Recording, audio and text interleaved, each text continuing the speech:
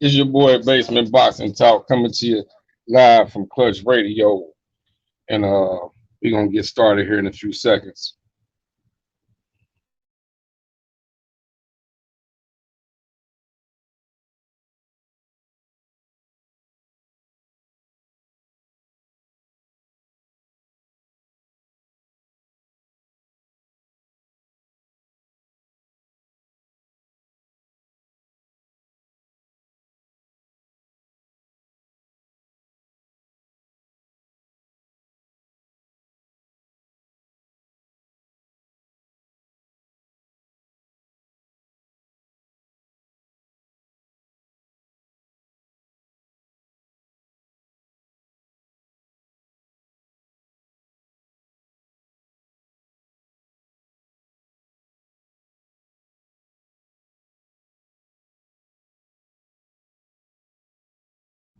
We're getting set up. I'm getting set up. We're about to get the show started.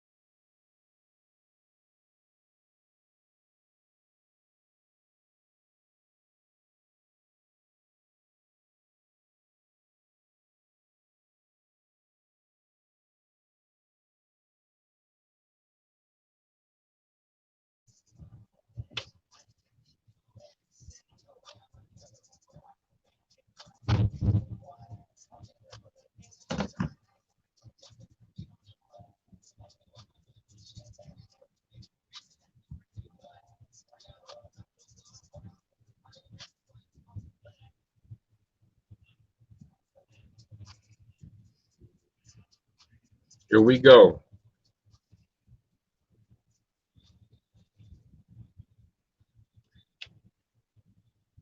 It's your boy Basement Boxing Talk coming to you live from Clutch Radio.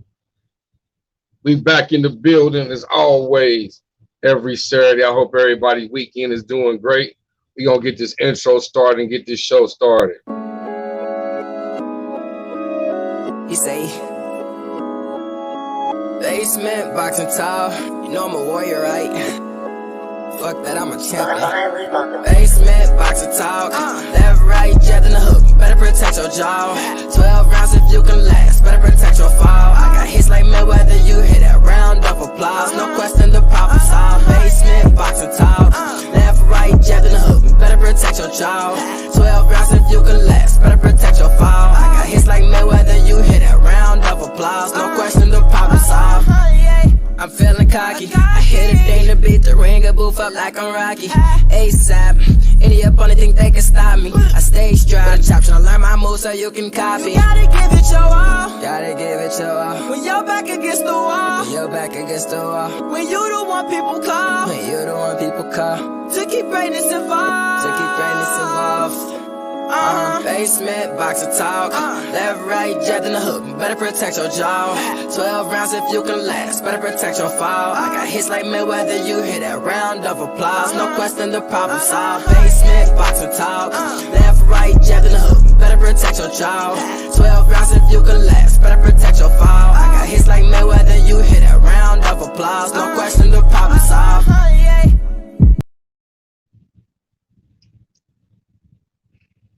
It's your boy Basement Boxing Talk coming to you live from Clutch Radio. Hey, it's another weekend. Tremendous weekend. And I'm thankful to be here. We got a lot of boxing to talk. And we're gonna get this show rolling. I'm trying to see if the guys from the panel gonna come on in. And we can get this show rocking.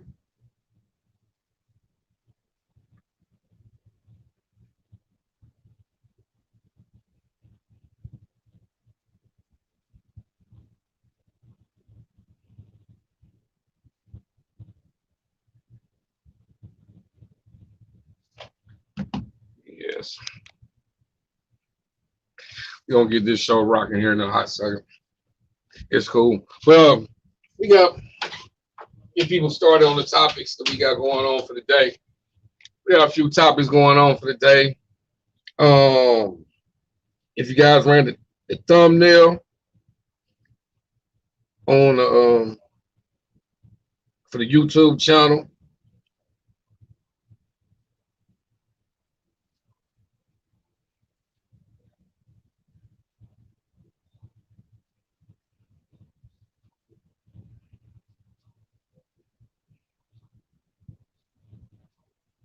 the thumbnail says on the show for today's show is Oscar announces his return.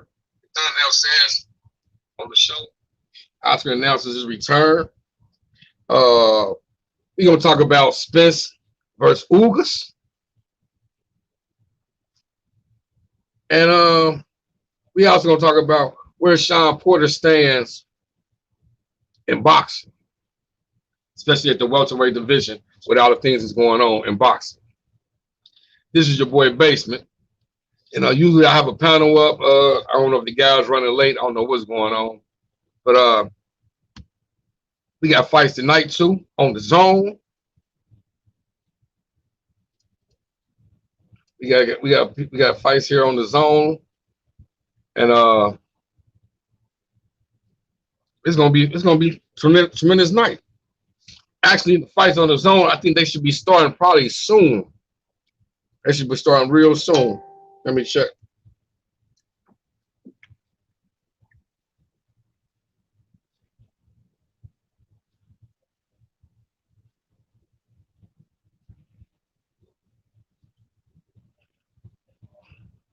My bad, we had technical difficulties here at the studio this afternoon. Getting ready. We got the we got the Dylan White and Provokian fight. Starts at 2 o'clock. That's on the zone. And hey, battle of the heavyweights. It's real funny. Eddie Hearn was quick to get Dillian White this rematch, and they made this rematch happen so quick. But we can't get Anthony Joshua to fight nobody else, huh? We can't get the big fights in heavyweight division with Joshua, but he could sure enough make this fight happen for Dillian White.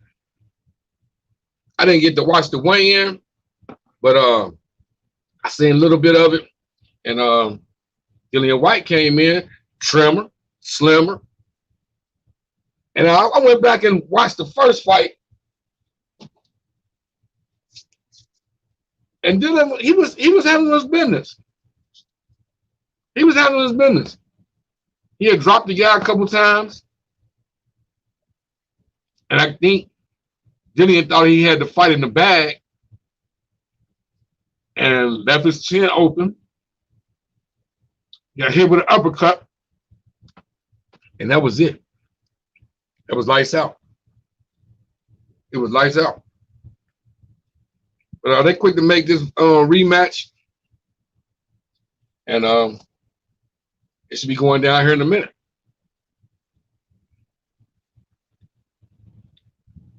I'm not a fan favorite for Dillian White or provoke it. I want to see these guys get in the ring with Wilder, Joshua, Fury, Andy Ruiz, somebody. But Dillian White tested positive for PEDs and all type of stuff. So, you know, he's in a messed up situation. But this could be a bounce back for Dillian White. This can definitely be a bounce back.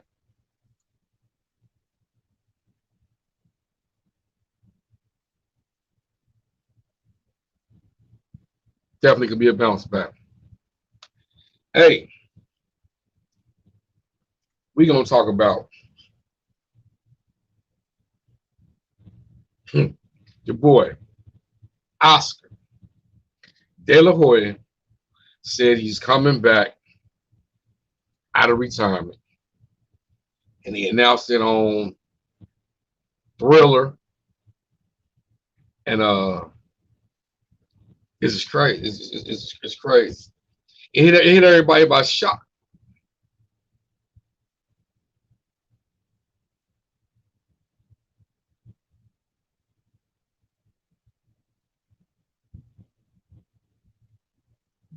I thought we had a guess. I don't know what happened. But yeah, we had Oscar De La Hoya. I tried to bring you in. I don't know what happened, bro. You just went right back out. Oscar De La Hoya was watching Thriller, and Thriller is now taking over as, I guess, a promotion company, advertising company, as well as becoming a sports app or whatever. And they're bringing the Theophane Lopez fight, which is coming up soon. They're bringing the I think he's fighting on the Jake Paul, on the undercard of Jake Paul, the YouTuber fights. And then let me look it up. I know Thriller did an interview, and they bringing Snoop Dogg back. Hey, shout out to my man Snoop Dogg. Hey, and let you know, don't ever give up on your dreams. He said this is one thing that he wanted to get into as a youth. He was always admired about being a sports commentator, and hey, he's doing what he's supposed to do. So now Thriller then found a way to adapt Snoop into their program, which is bringing the hip hop generation along with the YouTubers with Jake Paul. So, hey, I don't see how this can't be a hit. Salute to the brother, good brother, underrated. He in the building. Usually on the panel. I don't know what's going on with good brother. Salute, good brother. We got Gary Walker in the building. Salute, my brother. He's always in the building. Salute.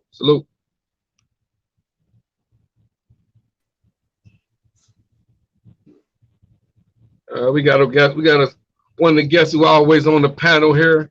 One of my panel guests, panel specialists, No Duck Zone, Clarence McLean Productions. What's going on, good brother? What's going on, Basement Boxing Talk? How you doing, brother? I'm doing all right, man. We're sitting here, just getting the show started, and we're sitting here cooking a little bit about De La Hoya big announcement. Oh boy. Said he's coming back to boxing, and You know, what's your intake on that? How you feel? How you feel about De La Hoya just even saying that he wants to come back and box, and they're stating that they have a date for that. How you feel about that? Oh, you know, when Tyson said he wanted to do it, I said, okay, cool. When Roy said he wanted to do it, I said, all right. And Holyfield and now Delo, I don't know. You know, I don't know honestly how I feel about it. I guess it's okay. I don't want to sound like a hater and say it's okay for them to do it, and then when it comes to him, it's a bad idea. As long as he knows that he fights the competition that's on his level. Now, if he's trying to fight these guys that's out today, it's not going to work for him. It's not going to happen. But you know, I could see him in there with a Trinidad or somebody who's that's on his skill level. But far as him trying to get it in with these guys today, De La Hoya advised that you don't do that. But I mean, I guess it's cool. You know what I mean? If he feel like he still got it, I wish him all the luck in the world. I feel you. Now, with that being stated, who can you see? Who can you see?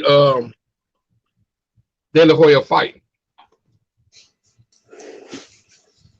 Like I said, a Trinidad.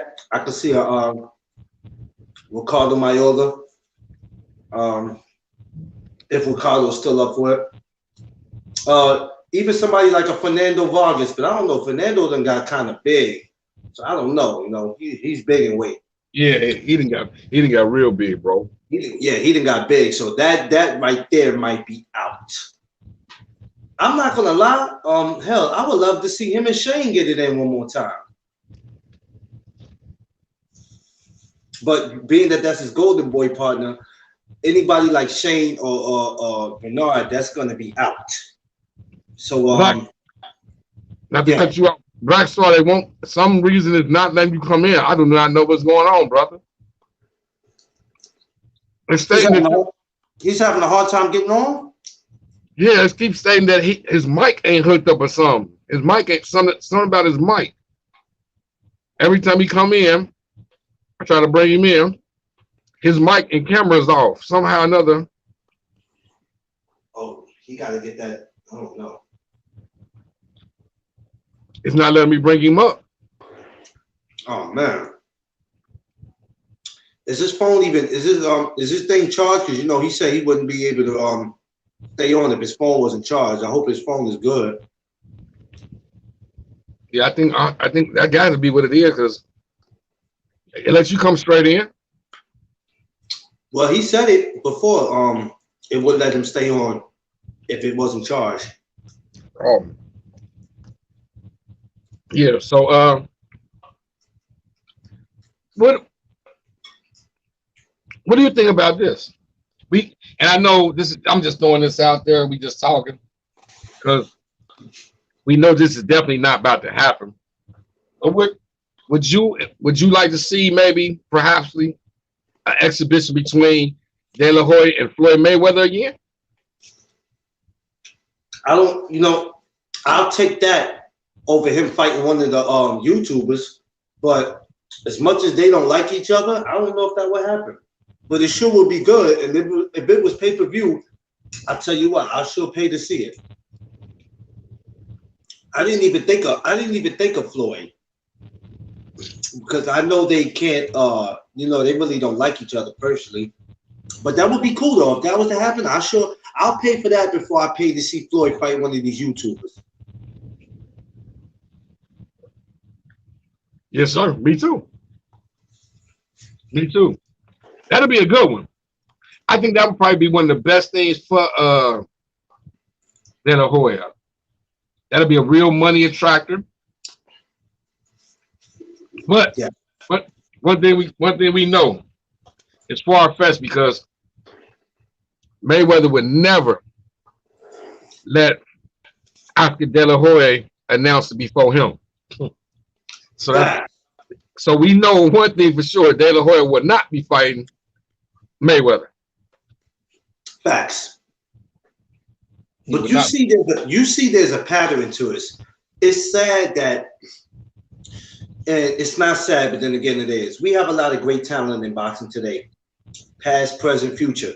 But it's sad that it's a pattern because now a lot of these retired fighters have to come out of retirement, or even if it's for expedition and stay boxing, because right now boxing is not where it should be. But then when you hear guys like De La Hoya and Holyfield and Roy Jones and Mike, we get so excited from it because we know what their history is, and those guys right there had some of the best fights on the planet, while all these guys today are just trying their hardest to duck each other. And it's sad that it takes for them to come back, for those guys to come back to save boxing.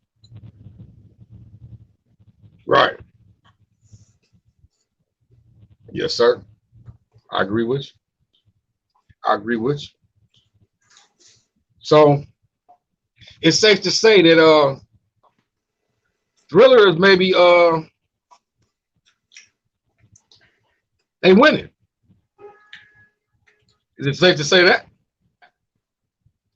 Is it safe to say Thriller is winning? Right. A lot of people thought that, Thriller, when they did the Mike Tyson and Roy Jones, that it was they had the YouTube fight. A lot of people was like, well, maybe Thriller it's not gonna work if Fox ain't doing it, Showtime's not doing it. Then why would it work for Thriller? But it happened to work. A lot of people showed up. They made their money. Now yes. Thriller's adapting into the hip hop generation along with the YouTube generation. They bring Snoop back to do commentating, and they're supposed to have a concert during intermission. It would bring Snoop and Snoop's song with Snoop, Ice Cube, E40, and Too Short together. Yeah. So I believe that Thriller is really on to something. They moving with the new time, and maybe Showtime, Fox can maybe. I was really against the YouTube fights, but it's bringing so much attention, bringing attention back to boxing. There you go. Man, what's going on, bro? What's good brother? The good brother, Black Star Sports has just joined us in the building. Salute, man, my brother. How you? Man, I'm good, brother. That ain't never happened to me, man. I was coming on, and it said that StreamYard was blocked from my camera and my microphone, so I had to figure out how to unblock that. And I guess I did, because now I'm back on here. But I ain't never seen that happen before. Hey, that's why I was telling Clarence and the people who listen to us on Clutch Radio, like, hey, I don't know what's going on. Like, I tried to bring the brother in the building. It wouldn't let me open the door. I know, I can hear you and everything. I was like, damn. What's going on, bro? What we chopping it up on, man? I know I missed a little bit. We was just rambling for real. We chopped it up a little bit about Oscar De La Hoya announced back to Thriller. You know that's my boy Oscar. I made a very lucrative offer. You remember when he said that when he was talking about Canelo fighting Jamal Charlo, and they was making like they made a $7 million offer to him to get the fight going, and he's like, we made a very lucrative offer, and everybody was like, yeah, man, oh, he ducking. And just like I told him, remember he said he called and talked to somebody in his camp. He's not sure who it was, but they made an offer, but they turned it down, but they're going to move on from that. Remember that? Yes, sir. Oh my God, him and that lucrative offer shit, man. That dude's something else. So I asked the good brother Clarence already. Tell me, how do you feel about Oscar De La Hoya stating that he wants to come back after he's seen the other fighters coming back? And who would like to see Oscar De La Hoya fight in a Legends match? Shout out to PGH Big Dog, brother. Good salute, brother. Thanks for coming by. Yes, dude. Salute to you, good brother, man. Thank y'all for supporting my brother, man, for sure. Spread the word, man. Share the video, man. Let's time to grow this platform. Let's get it going, family. Man, I actually love it. I love to see Oscar back in the ring. You know, if I can see him rolling around on the mat like he did in that Bernard Hopkins fight, I love it. You know, it wouldn't hurt my feelings at all. Who I'd like him to see? Shit, hell. Um, Damn, in the Legends. Let me see. Who didn't he? Uh, hmm. Wow, man. I mean, I give him credit. He stepped in there with most of his challenges at the time. So it's kind of rare to pick somebody that he hadn't fought. You know, and that's a credit to him. I give him that much.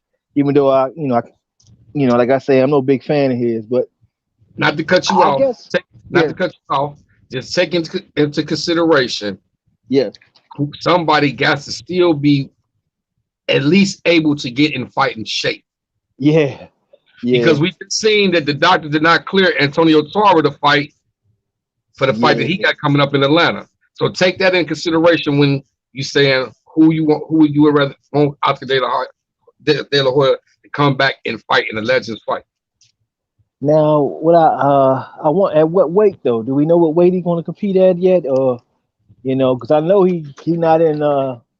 We know.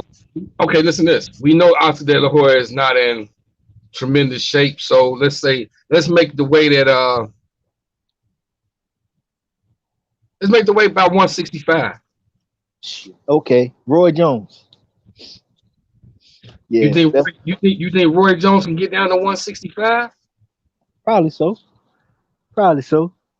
Well, I don't know. I mean, because Roy, well, no, Roy was over two, so I don't think we can see that. Yeah, That would, that's that, saying that that would, yeah, that'll that'll that, hurt him. yeah, that would look good on the It hurt. marquee though. Just like when we saw Tyson and Roy Jones, it kind of triggered us when we saw those names matched up. I think that would have been the kind of same thing. That thing would have grew a lot of roast a lot too, man.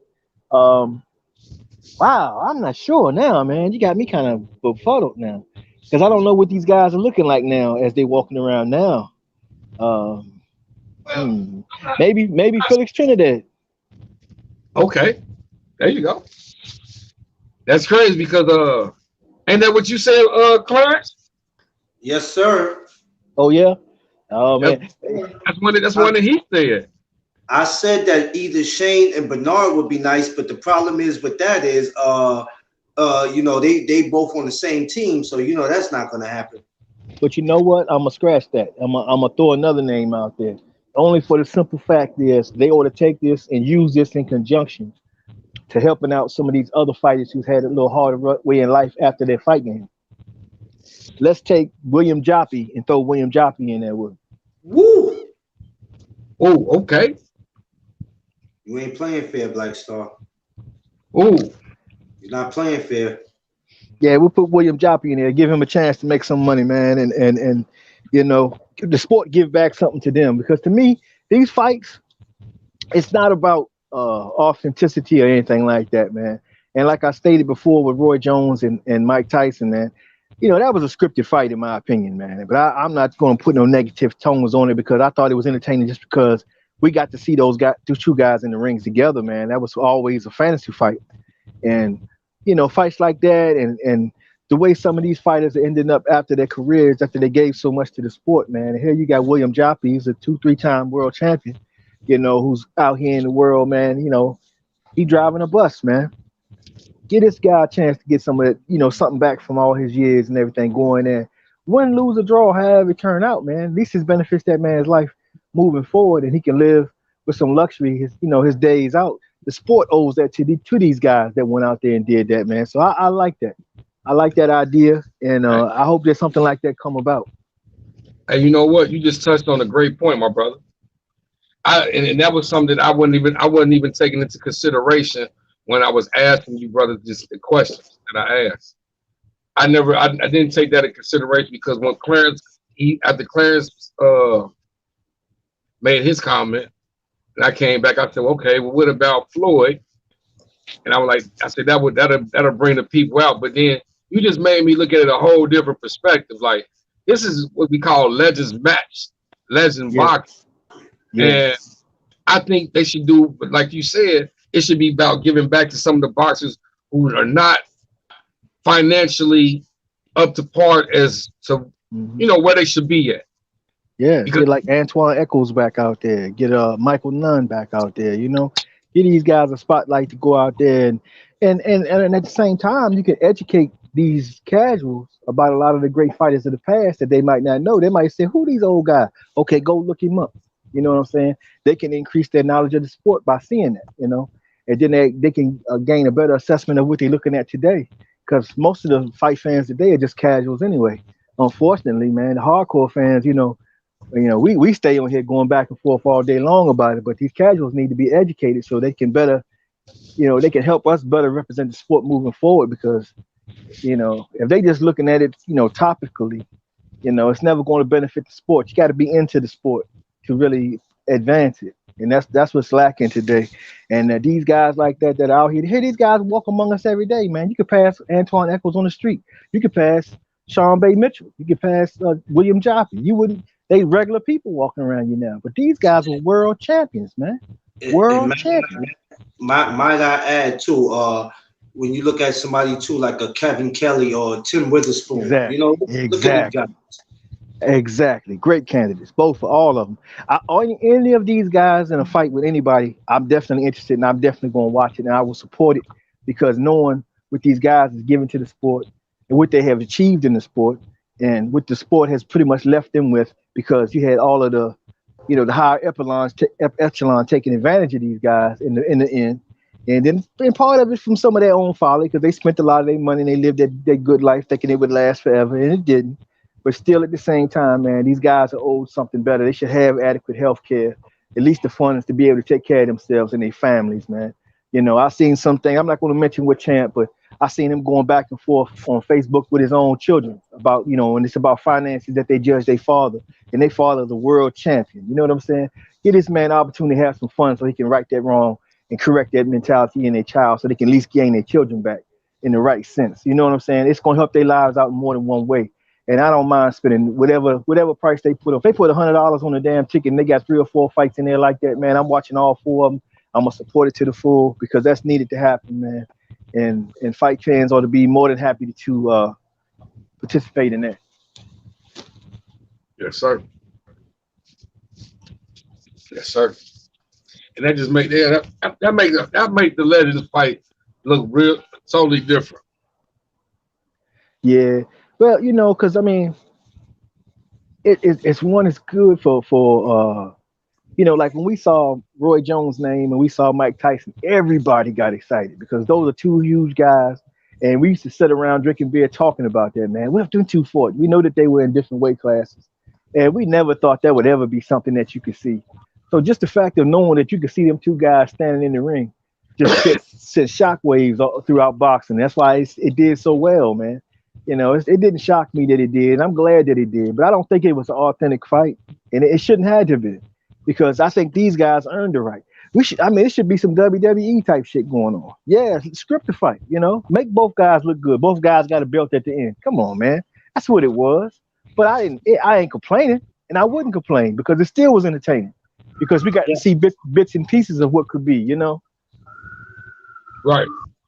And actually, I just read an interview that Mike did. Yeah. And Mike said that he held back when he fought Roy Jones. Yeah. And, Because I mean, Roy wouldn't have lasted the fight if he didn't. And but I think that what they should have done was mixed it a little more. They made it a more exciting fight if they had to let Roy get off a little bit too, and show little flashes of what he used to do. You see what I'm saying? Because you got half the people buying it as big Roy Jones fans. You had big other half was Tyson fans, and both guys wanted to see their guys do a little something. If you could have gave each side a little something to talk about, man, he did this to Roy, oh, but he did that to Tyson. You see what I'm saying? Hell, they could have might have got another fight out the deal, man. Ain't nobody had to get hurt. We don't want to see these guys getting hurt, man. They already too old, man. We don't want that shit to be serious. They earned the right. If you got YouTubers out here with that old fucking slopping fuckery that they put out there, and people's buying that bullshit, I for damn sure would buy this. These guys earn the right to go out here and do that. And I don't care if it's real or fake, man. These guys need opportunity to provide for their families. They're not in a position to do anything else, many of them, right? So why not? What's wrong with that? I don't have a problem. People go out every day spending money on WWE and whatever be the case, man. And this is not the shit on that sport, but I'm just saying this is a way that boxing can take care of its own. You know, they're not putting anything where they're getting pensions or anything for these guys. Look at Gerald McClellan, you know, a great champion like that, a great fighter, you know, one of the hardest hitters in boxing history.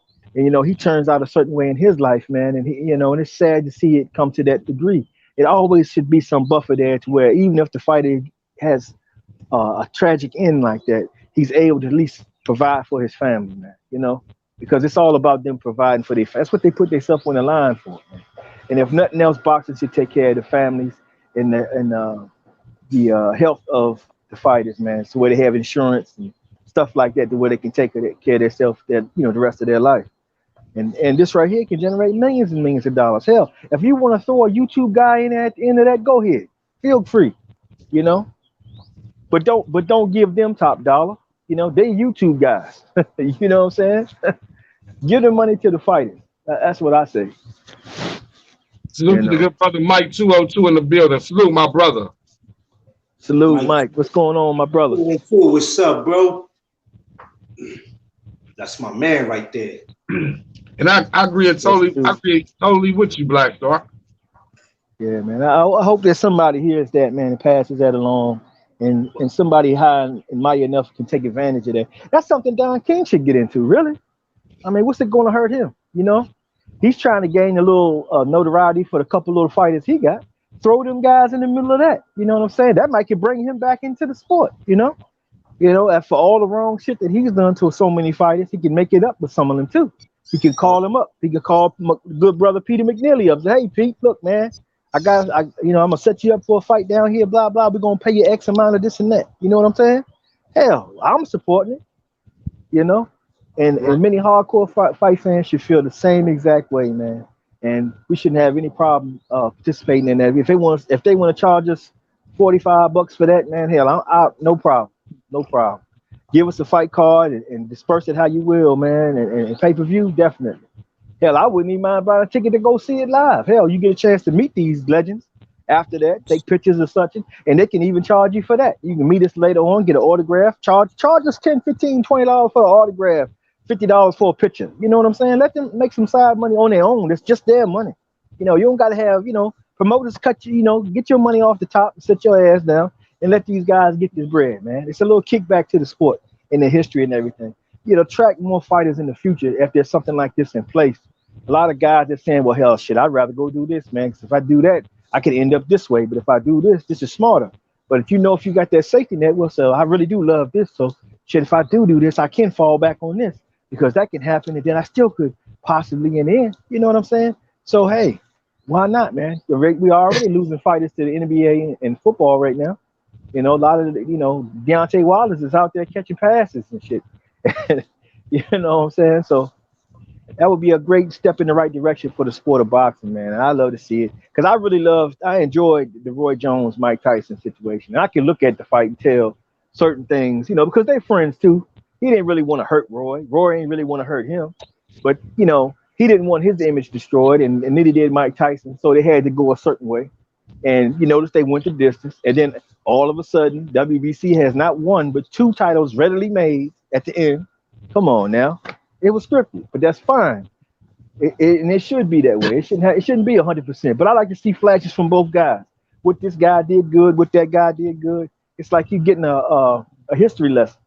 Well, why is this guy in the ring? Who is this guy? I know this fighter. I know who Roy is, but who is Antoine Eccles? You get in the ring and then you can see what he did. And, you know what I'm saying? And it gives everybody an education, man. I like that idea. I hope somebody takes it.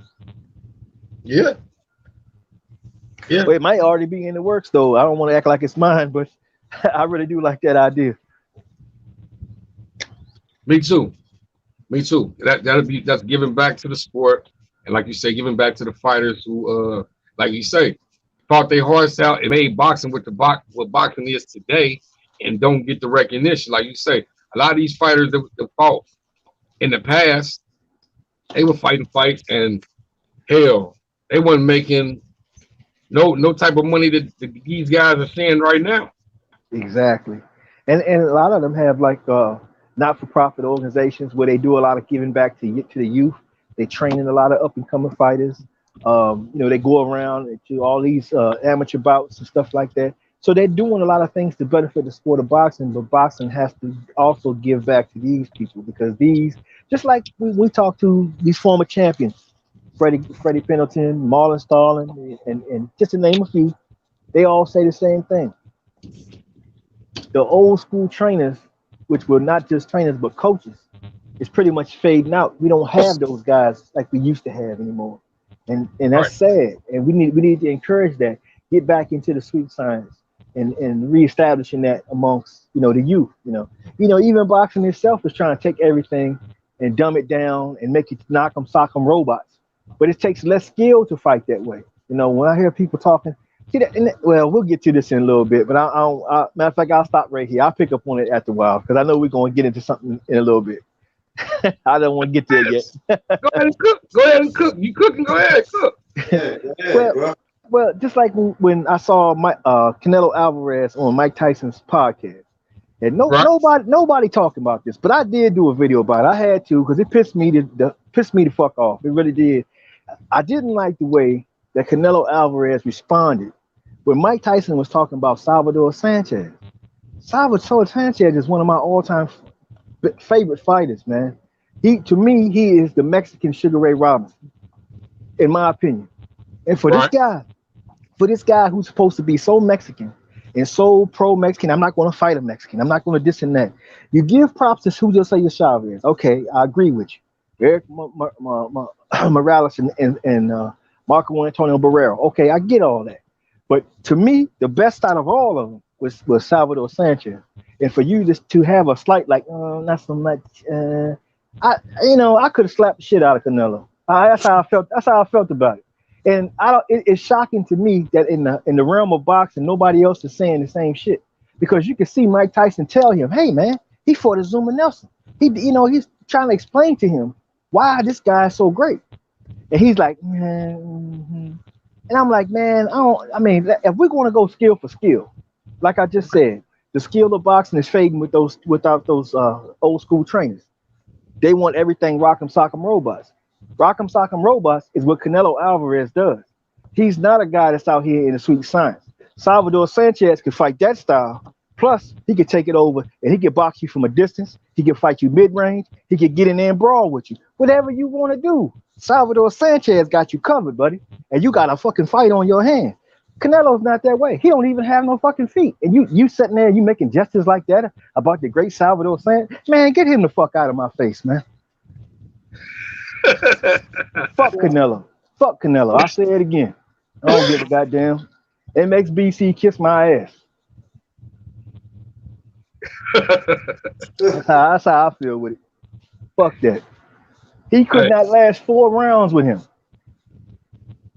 Shit, you talking about this was the past, and I talked to a couple of fans who trying to defend this bullshit, and I'm like, nah, hell no, man. Shouldn't nobody be cool with that, man. This man died at a young age, but what he was already able to accomplish, still in his 20s. You talking about, I fought Mayweather when I was 27 years old, and I was green. You was green. Well, guess what? You got your ass whooped. He beat fucking world champions. Right. You feel me? So what the fuck is you talking about, man? I can't stand Canelo. I do. I used to like him, but the more he opens his mouth, the more he makes moves. I do not fucking like this guy no more. I don't. And they can take it wherever they want. I'm just real with it. That's how I feel, and that's why I feel the way I feel. Let's be clear on that. And listen to this. And I feel your frustration, right? I deeply feel your frustration. But I sit up and I had the same conversation with other, what you might call boxing critics or whatever. And you know what everybody say? Well, he doing the Floyd way. He doing the Floyd way. Now, this is not Floyd's way. This is not Floyd way. I had an argument with some guys in another chat room the other day, and it was just yesterday. And they said, well, Canelo this, Canelo that. I said, man, listen, I'm not biased. I got nothing against Canelo, but he won't fight the best fighter. But for you to sit up here and say that put this man over Floyd Mayweather when Floyd Mayweather had 21 title defenses, 21 title fights against people that everybody wanted to see him fight. Let's not forget that. Everybody wanted to see him out there with the guys that he challenged. Those were the next up guys. You know? So the argument that this other guy brings up is, well, we never got the Floyd and Pacquiao fight when we were supposed to. And then my return was, come on, were you missing in time? Did you forget? Pacquiao. Did you forget that Floyd was one of the reasons who started the VADA testing because Pacquiao was doping?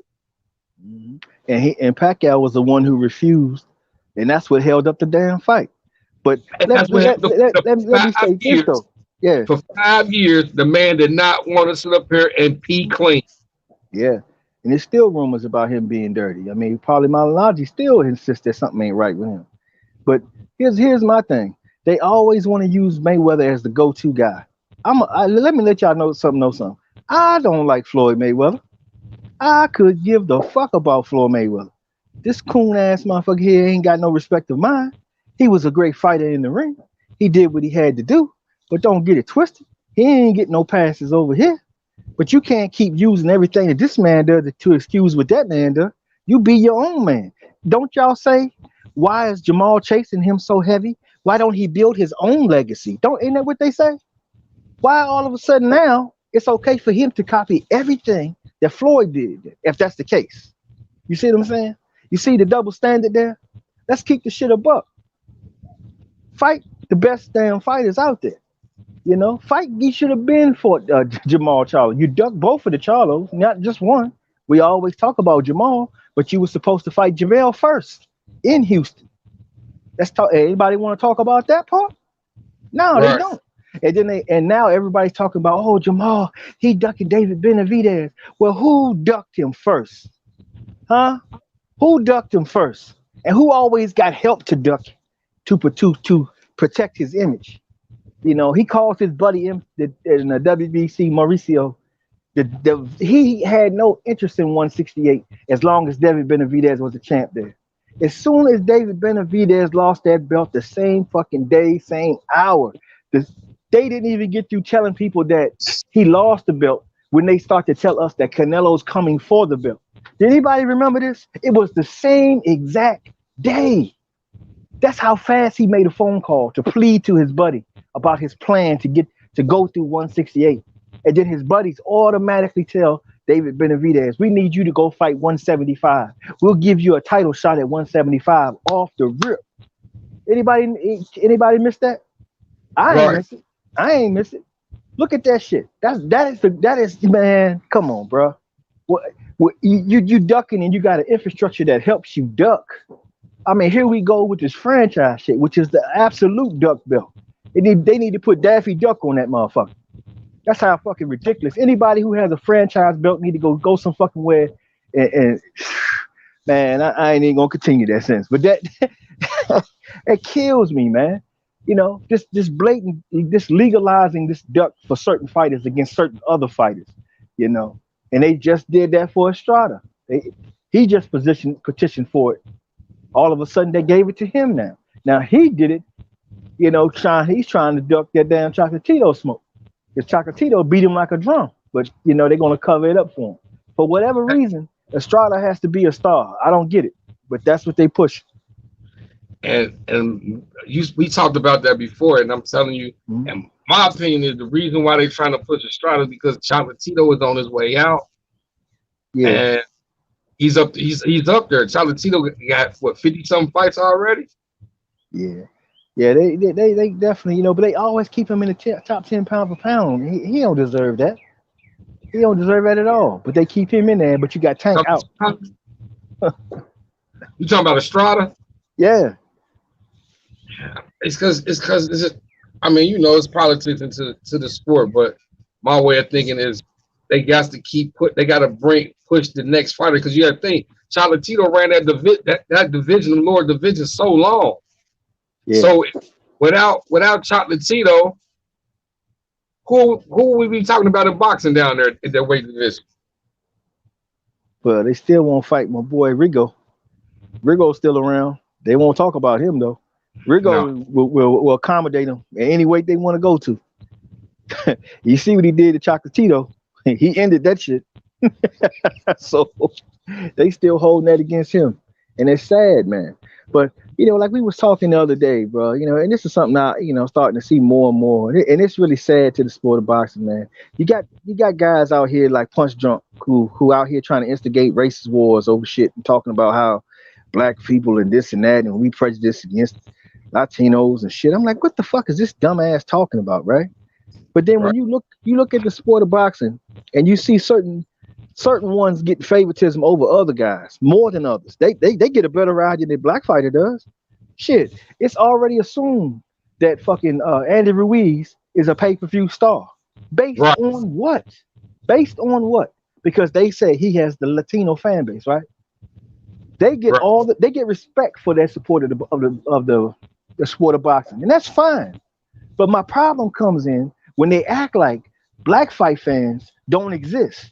Like we don't do nothing. We don't have nothing to say. We're not on here every day grinding for the sport of boxing. We're not out here, buying pay-per-views, going to the fights. We don't exist. And when you look at the top 10 all-time greatest grossing fights, it's always a black fighter. So who's in the fucking crowd? It's black fight fans. A lot of these people who could technically be called Latinos are black fighters or black fans. It's same, right? So it's a little trick that they play, but they afford, like also based, we spoke about this last night. Our brother Jamonte Clark, man, we support him 100%, man. Keep your head up, champ. Ain't nothing but a thing. He fought that 6'6" Fundora. I forget his first name, Fundora, whatever, and they had a good fight. We feel Jamonte won that fight. So you would say at the very least they on the same level, right? They at the same level. But Right. they take Jamonte Clark and put him on Fox to fight. But yet they take Fundora and put him on pay-per-view for the third time during the pandemic. You see what I'm saying? Because they want to push out a certain thing and they want this to be something that it hasn't proven to be yet. You see what I'm saying? But how come he gets a credit for something? He is no more accomplished than Jamonte Clark, right? But he is given something to him that hasn't yet been earned. But it doesn't happen for the black fighter, and that's just my point. So don't sit there and tell me that this racial thing or something goes the other ways against Latinos. It goes more the other way. You see? And right or wrong, I don't know. They do support the sport. I'm not saying they don't, but for you to sit there and say, okay, they do it, but nobody else does, that's some bullshit. And that's where my problem lies. You're right. You're right. You're absolutely right. Like you said, we talked about this off the record, but it was just conversation that we have us boxing fans, and you hit on a key note that it's funny how Ventura is fighting. He fighting his third pay-per-view fight, and this is during the pandemic. Yeah. And like you say, we had the good brother Jamonte Clark on here, and shout out to him, and hope he's doing well. Can't wait to see him get back to the ring. Exactly. The good brother Jamonte Clark, when they fought, it was a draw, and it's like, why did boxing or why PBC didn't push Jamonte, but they chose to push this Mexican? Exactly. And then, like you say, people was always talking about is this and this and this, that. Hey, it's like they show more favoritism to the Mexican crowd fan base than they do their own black fan base. And like you said, we the ones who buy the ticket. We there at the fight. Exactly. And see, and they automatically assume that every Latino is going to like this guy just on the basis of his being Latino. But if I tell you that I'm supporting the black fighter, I'm a racist for doing so. You see, I'm racist for that. But it's not racist for they'll say that's just business. You see, and that's the dirty game that goes on in boxing. And racists always played a part of it. And that's long before the Latinos got to this position, because there was a time when they didn't have that position either. Let's be clear on that. But it's always been this way for the black fighters. And then we had what was basically the golden era of boxing, when they allowed us to shine, because We were just simply just so much better than everybody else. And then you have a segment of people who are boxing purists who don't like the fact that we excelled the way that we did, and they want to temper it a little bit. You see, they want to see, they're tired of seeing us always win. They want to see somebody else win, and I can understand that to a point. But the best is the best, man. It's just like if I go to a martial arts competition and I see a lot of Asian guys winning, it don't offend me that they won. That's what they do, man. You know, if I see, some other guys going in with them like that, and if they lose to the guy, I mean, it's not to the point where I'm like, man, I don't want to look at that no more. I don't give a shit. Was they the best? That's what it is, man. You got to step up your fucking game. And there are fighters out here that are doing that, and that's fine, man. That's no knock against them. We're talking about the sport of boxing, those who control it, and how it's unfair to these young fighters, who are on the upcoming. These guys are at the same exact level. They said it was a draw. I thought Jamonte won that damn fight. I thought he won that fight. I don't even think the fight was as close. It was close, but it wasn't that close to me to where I couldn't pick a winner. I felt like he had won that, but somehow he didn't. Instead of them saying, well, okay, let's make them do it again. That could have been an option. No, they broke that shit up. We're going to send you over here. You're going to fight on TV. You're going to get less money, but we're going to put you on pay-per-view. You get more exposure. You get looked at as, you get a bigger spotlight put on you, and that's fine too, because, I don't dislike that fighter because I think Fundora is a decent fighter too. But you can see the difference in the way that they handle and what these fighters have to go through. So why not support the ones who's going through so much more opposition? That's really their biggest opposition ain't even in the ring with them. It's all the shit around them that they got to go through, So who's going to support them? So that's, just something to put out there, man. If you haven't thought about it, check it out, weigh it in your scales as you move forward. And if right or wrong, it is what it is. But right now, that's how I see it, man. And somebody need to talk about it. So that's what we're doing. We're talking about it. Mike John, no, we haven't had the good brother. We have feedback. We haven't had the good brother back on the show yet. And oh shoot, my bad.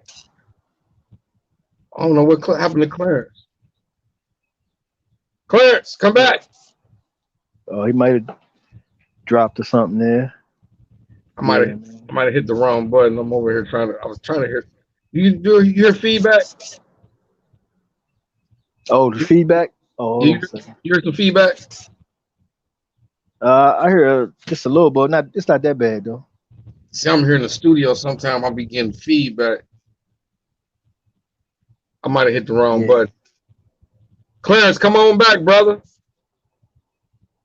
Yeah, he'll jump in once he notices it. He might have been doing something in the middle of that moment. When he know it, he'll be back in. Might have hit the wrong button. So I was trying to see if I can mute somebody mic and see if it was somebody mic. Yeah, man. Good brother Mike Josh said we need a black-owned sanctioned body, WBBC organization. Yeah, we want sanctioning bodies to be impartial, man. But I do exactly see what you're saying. We need that to ensure that these guys get a fair shake. And in that part, though, the WBC exists, and it does do that for Mexican fighters, and we see it every day. And I understand it to a point, but for the sake of the sport, there has to be fairness there. Ensuring that there will not be no unfairness to one should not also ensure unfairness to another. And that's where the mixes and the problem comes up, because they're not doing that. I mean, the WBC not even hiding it, man. I mean, they doing it in so many ways. Look what they did to Devin Haney, man.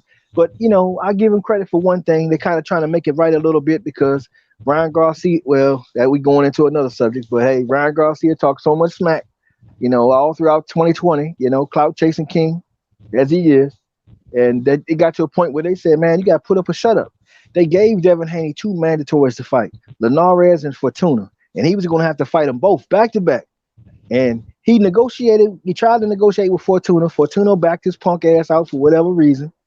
And after talking so much shit and saying that Devin Haney was backing out, he backs out. So he starts negotiating with Linares. So him and Linares is going to get it on. I thought Linares should fight Ryan Garcia, which he should have. But since Fortuna did what he did. He negotiated with the other guy. Now, while he did that, now the WBC says, okay, well, Fortuna, you got to fight Ryan Garcia then, because we got all this congestion up here. So once you fight that guy, and Devin Haney fights that guy, now you got to fight Devin Haney, and all this running around and perpetrating the fraud shit got to come to an end. It's time for you to put up or shut the fuck up. And that's where he at. And they was right to do that. That's finally something that they did right. So I want to give him credit for that. Shout out to Shakalan One, Westside Tupac, Marveling represent. Shout out. Never seen you before, good brother. You never been in the building, but he's joining us on Periscope. Appreciate you for coming through. Spread the word. Roderick Forleo says, and I'm definitely respect that, brother, but as people, we have to get the psychology out of our head. Everybody else is not being fair, but yet we want to continue to be fair. I understand that. Much respect. Salute to you, good brother Roger, for coming through. Spread the word. Tell your people to join us. Hit the subscribe button. I appreciate you. Keep coming back, brother. Exactly. Yeah, I see what he's saying, man. But we want the sport of boxing to be fair. Everybody should get a fair shake. And we got to ensure that happens. And like I say, I can't sit here and complain about something that is wrong and then at the same time go out and commit the same crime. That wouldn't be right. That doesn't put me in the right a frame of being that I need to be in, because you want to be on the right side. You want to be on the wrong side. And two wrongs don't make a right. You see, it only perpetuates the wrong. So when you put an apparatus in there to stop someone from doing something, just like with the glove situation as an example, and I just run through it because we done talked about this so much, we don't never really talk about it anymore because we done it so much. The glove situation with Tyson Fury, it's an issue of the glove. If you put something in that can ensure us that is never an issue again, that's better for the sport and that's better for everybody. And we're going to get a better sport moving forward. Then we can concentrate less on the bullshit and more on the sport and see what we came to really see is the great fights. And that's what we want it to be. Then the sport really becomes something that it's supposed to be, and it elevates itself. And everybody's going to be happy with the result of it at that point. Won't people be saying, well, you don't want to fight because this, that, and the third, and they talk about all that is wrong with the sport. When you clear this motherfucker out, it's a beautiful sport, you see? And that's what we got to highlight moving forward. And, be us fans, be us in the sanctioned bodies, promotions, or wherever we rank in the epsilon of this sport, man, we got to all push for the same goal. And if we do that, man, we can achieve that, and it'll be just like that.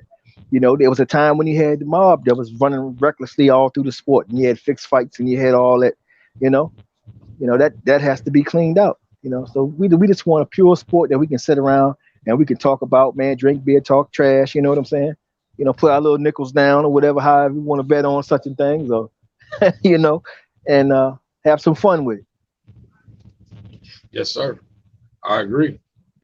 Mike 202 say WBC. Yeah, WBC, man. That's all I say. The only thing that shocked me what they did with Ryan Garcia, and I had to do just a little video on that because it shocked me that they would do something like that. It should have been, his card should have been pulled a long time ago. He been talking cash shit. I'm gonna knock Tank out in 2 rounds. Man, please. If Tank smacks you with an open palm, the way that Luke Campbell hit you with your chin up, I mean, think about it. His chin was up and his head was back. And they talking about he got up. Well, if Tank Davis hit you, you ain't fucking getting up. Damn sure ain't. That shit ain't on the table. Hey, I want to get you guys' opinion. Okay, it's been announced that July, they haven't set the date, but they said July. They haven't set the venue. But 9 out of 10, we know if it's Earl Spence, the venue will probably be somewhere in Dallas. What do you guys' opinion on Earl Spence and versus Ugas? Yeah, my thing is, for me, is Earl's been after this for years, man. For years, he been grinding on this to earn this opportunity, man. You had a guy like Pacquiao, Keith Thurman, we'll start with Keith Thurman. Keith Thurman ran. He ran. Everybody know he ran. He ducked out and shook like a little sister. He wasn't going to fight him. He was never going to get a man an opportunity. That was understood. He went another route. He got his belt, and he's circling around trying to make a move. He's crying. He gets his big fight with Pacquiao. He goes out with Pacquiao. He drops the ball. Pacquiao gets the championship. Pacquiao sits on that motherfucker for 2.5 fucking years. You know, he sits on it and has no intention of fighting anybody. Meantime, he's slowing up this guy's run, his run at Undisputed, which he said he was after from day one, before he got in the ring with Kell Brook. Long before Pacquiao ever got that title, he already let the world know that's what he's going for. So it's been years he's been chasing this, and he's been walking it down. Look, I mean, look at the hard road. He's going through all the top competitors at 147. You transpose that to Canelo Alvarez, who makes one phone call and the whole goddamn division opens up. 1, 2, 3, 4. Nobody's talking about fighting Caleb Plant, even though Caleb Plant is naked right now. He got no fight scheduled. He's waiting for September. He's waiting. He's sitting there like a little female, waiting for him to get through with Billy Joe Saunders before he gives him an opportunity.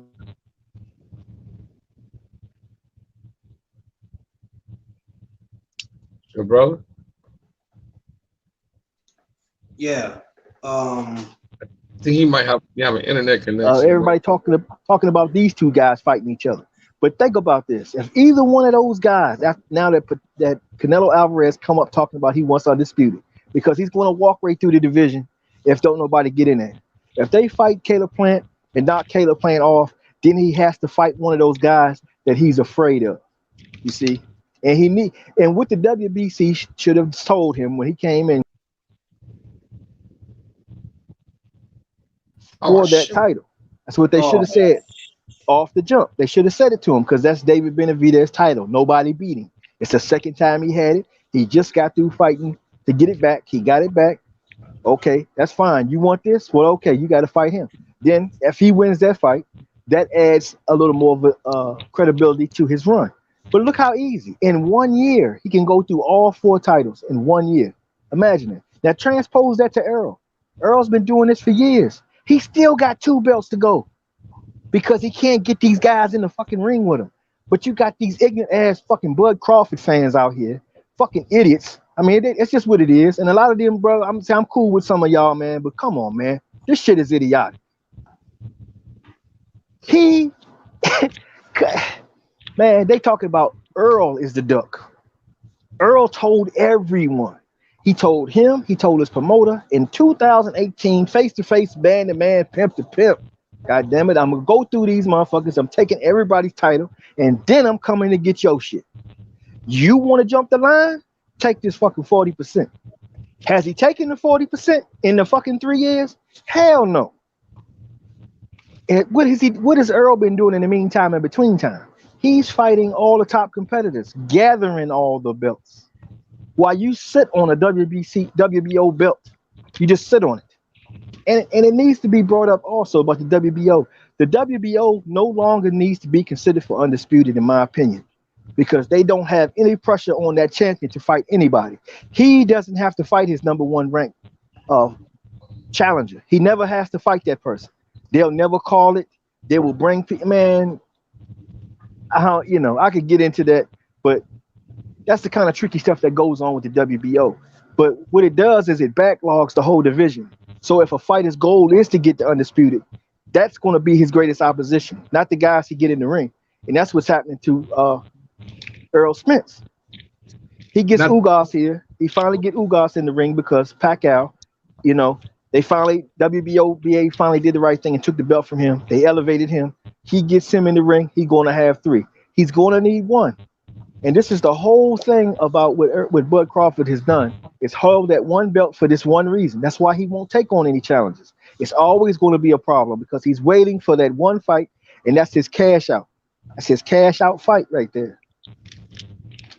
And it's terrible that Errol Spence has to go that route and Canelo has it laid out for him. You see, and don't get me, well, he's a star. It doesn't matter. These guys are all champions. It's a different level here going on. Why is everybody laying out for him? It's just not right, man. If somebody say they're going for Undisputed, the whole entire sport of boxing ought to be backing that guy. And let's see if he can get it. But when it comes down, it's always the WBO title at the end. what title is Jamel waiting on? The WBO title. It's always that WBO title. He would have been had it. He'd have had it when Jaime Munguia had it, but Jaime Munguia would not get in the ring with him. You see? So you got to deal with that. These guys could have been undisputed a long time ago, but this is the kind of thing that slows their progress up. But when it comes to Canelo, ain't nothing. There's nothing's a problem. You see? And like I said before, he's going to go through this division. If nobody don't get Caleb Plant and take that title from Caleb Plant and get in line for that last title, he's going to run through the division and he's going to fucking retire. He's not going to 175. He's not fighting nobody at 160 because he done already ducked him. And you just conquered 168. So what is he going to do next? Listen, right off to the sunset. Listen to this. I was okay. I was in a boxing group, and they were discussing. I brought up the same thing you just brought up. Well, these guys explained to me, and this was their theory, that Canelo's not slowing down. I say, well, have you seen his last few fights? He's not slowing down. He's not slowing down. Ooh. So their theory is this. Their theory is that Canelo is waiting for somebody to get a title and possibly heavyweight or what's it, cruiserweight right before that? Or cruiserweight, as they said that Canelo will move up to fight one of these, just like how he was hand gifted the WBC title. Mm-hmm. If it's possible, he would do that and move up to maybe cruiserweight and fight and get a belt like that and then retire. Yeah, he ain't never gonna make it to cruiserweight. Them guys will beat the shit out of Canelo. That's their ego talking and they casual fans. If you sit there and you tell me that you can't see how this man's feet have not deteriorated over the years, you have just told me that you don't know shit about boxing, because this fucking guy got the worst fucking feet out there. Just think about what he does well in the ring, man. What is he known for? You know, his whole thing is coming forward. Watch every fight that he excels in, that he looks good in. When he goes forward, his opponent goes back. When he first went in the ring with Callum Smith didn't even approach him before he started going backwards. Think about that, y'all. They're going backwards. It's easier to fight a guy moving back than it is to fight somebody coming forward. When he fought fucking Kovalev, big ass Kovalev, never came forward on him, never pressed him, never put he walked back. Come on, y'all. Let's just be real about this shit. This guy's manufactured. You cannot tell me that Killer Kovalev, as big as that motherfucker is, couldn't have ragdolled the shit out of Canelo. But this is my thing too about that fight. He was already washed up. He was already five years past his time.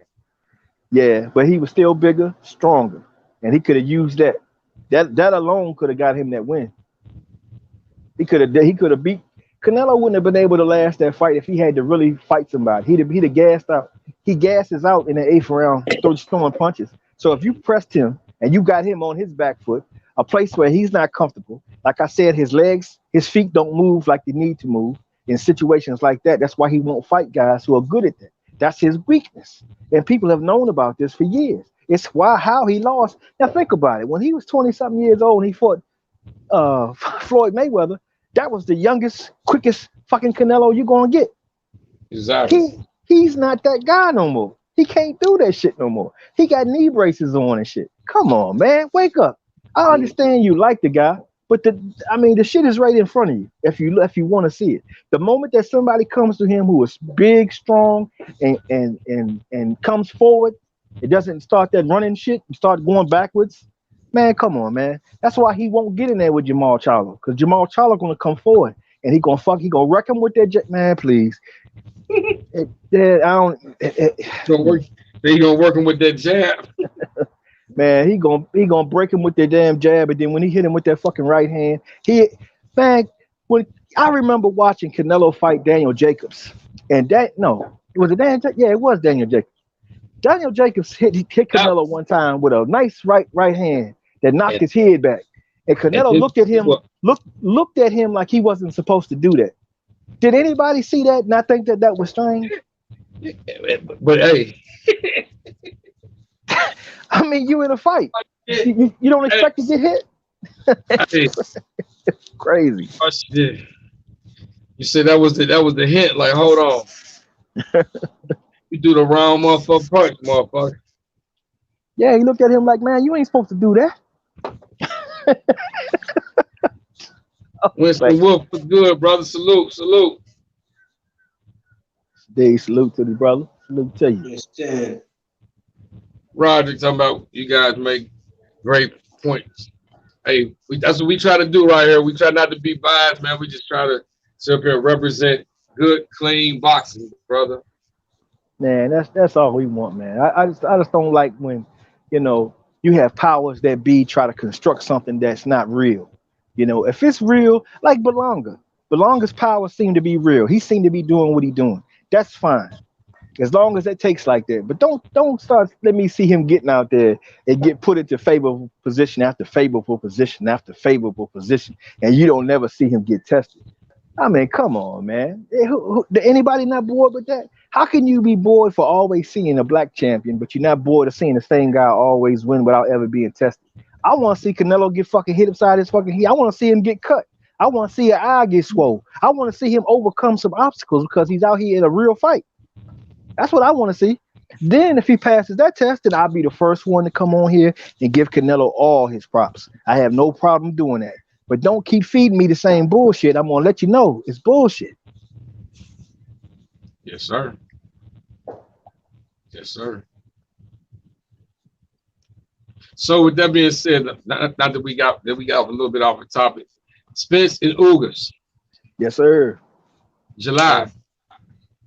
Yeah, man. I like it, man. I like it. It's a long time coming for Earl, man. Earl need this. Earl back with Blu-ray.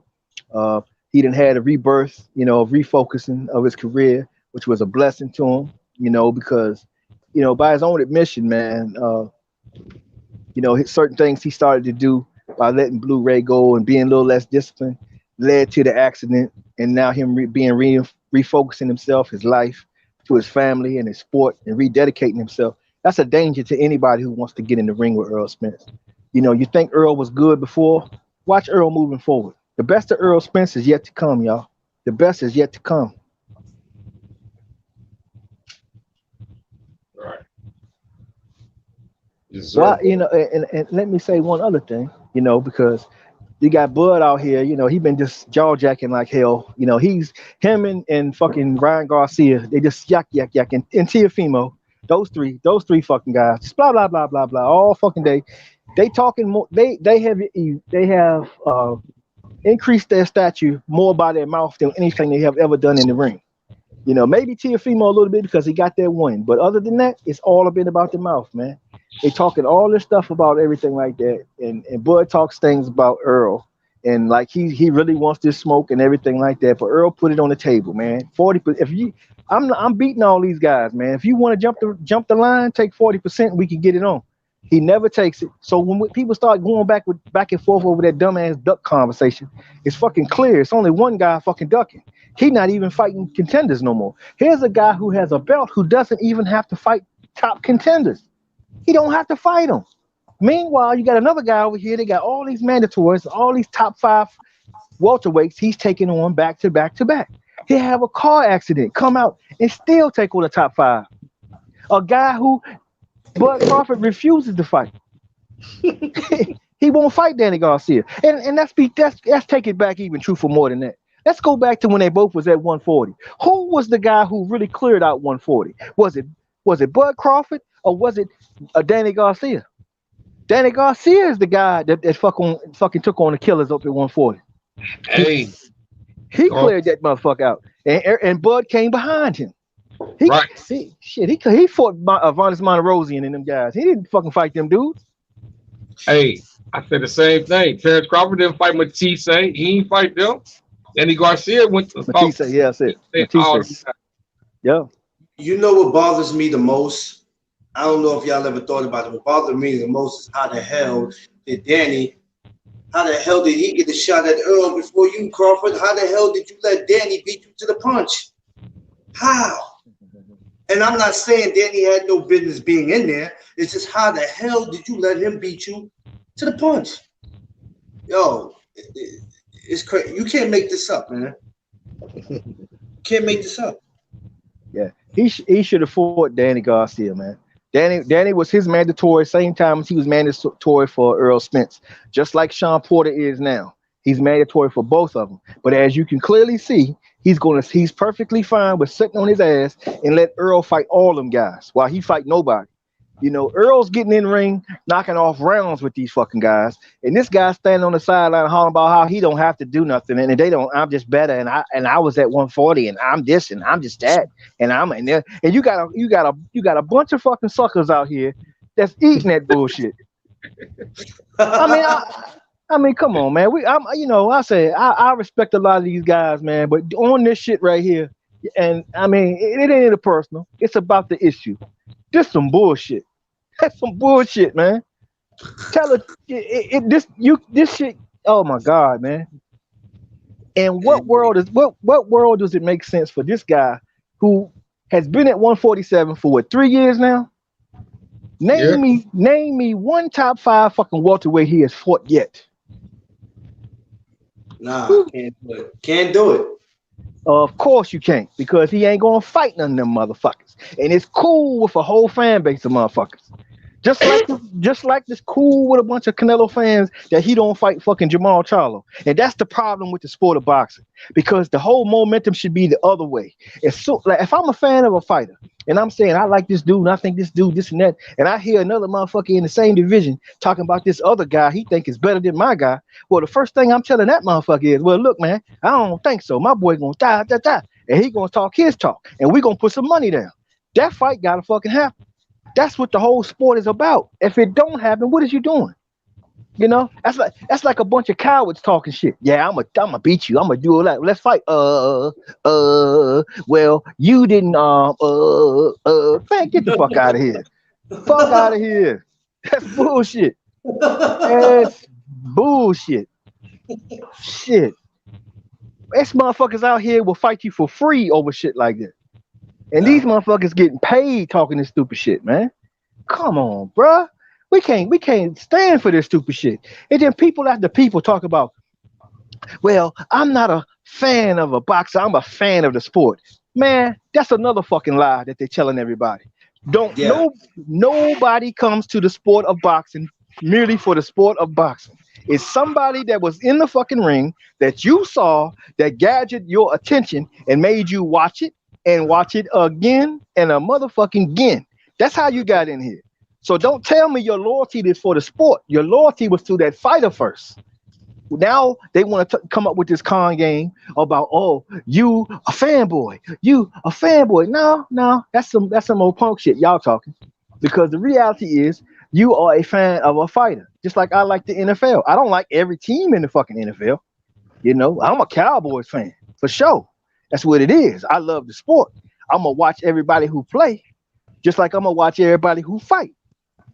But if you're gonna ask me, I'm gonna tell you, because I'm a fan of this person for a reason, not just because I like what color his shorts is on. I'm a fan of this guy because I think he's the fucking best. So I'm always gonna lean his way. That's anybody. If you're a Bud Crawford fan, can't nobody tell a Bud Crawford fan that he wrong. You see what I'm saying? Hey, that's why we need to fight. That's the longest, and we still have not got through to him yet. I know, man. I know. But see, So that's why the fight's supposed to happen.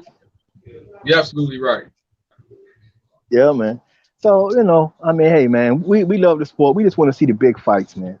And I want the fights to come that sets up the bigger fights. This is why I'm not so upset with Jamal not fighting David Benavidez right now, because that fight's going to happen anyway. I already know that. It's going to happen. But the problem is, if it happens now, it could possibly cancel another fight that we want to see, or maybe another 2 fights. You know, David Benavidez has been chasing Caleb Plant for so long. Why are you off his neck? Stay on his fucking neck. You say you want Canelo. You say you want him. Why are you looking at Jamal Charlo when you're sitting right there where you have fucking Caleb Plant, who's not fighting anybody, sitting around waiting for Canelo? You said you want to smoke with both of them. You've been chasing Canelo Plant for the last 2 years. Canelo, you've been talking trash about him. You're standing at the footsteps of those two big fights. You possibly can have both. Why are you talking about Jamal Charlo? Anybody answer me that question? Because the play is to fight Caleb Plant, take his belt, and sit your ass and wait on Canelo. The guy who's been running from your ass, who wouldn't even come to 168 until you lost your fucking title. That's the guy you need to be focused on. Get that damn title and hold your peace. And even if you got to fight Caleb Plant again, that's fine. Fight him again. Make Canelo bitch ass wait. Why he got to have everything on his timeline? You see what I'm talking about? True. And why? And that's why it's so cool for everybody to say, "Well, Jamal ducking, because it fits their narrative. It gets both of those guys out of Canelo's way, so Canelo can fight these other guys who are less proven. And we don't know what Caleb Plant is yet. But you know the sad thing, Black Star, with them saying Charlo ducking, is that deep down inside they really believe it and they're running with it. Yeah, man. You know, and that's the craziness. But like I say, for the sport of boxing, those are more bigger fights that we can have sooner. If we have Benavidez and Jamal fight now, then we lose Benavidez versus Caleb Plant and possibly Caleb Plant and then possibly a Canelo fight that could happen. Now, do you just want Benavidez and Jamal, or do you want those fights as well? Because if Canelo goes through all four and wins and gets undisputed, he ain't fighting none of these fucking guys no more. You see what I'm saying? You see, so boxing has lost, and that's my point. That's the point that I want to get and I want to shine. I'd rather get ready for those two big fights and watch those fights and be entertained in those fights than to just have one. And then guess what? No matter what happens after that, a year or so down the line, then you get this fight, Jamal and David Benavidez. Hey, we got 3 fights as opposed to just one. As a fight fan, that's where I'm at with mine. That's where I want it. I want more big fights, not less. No.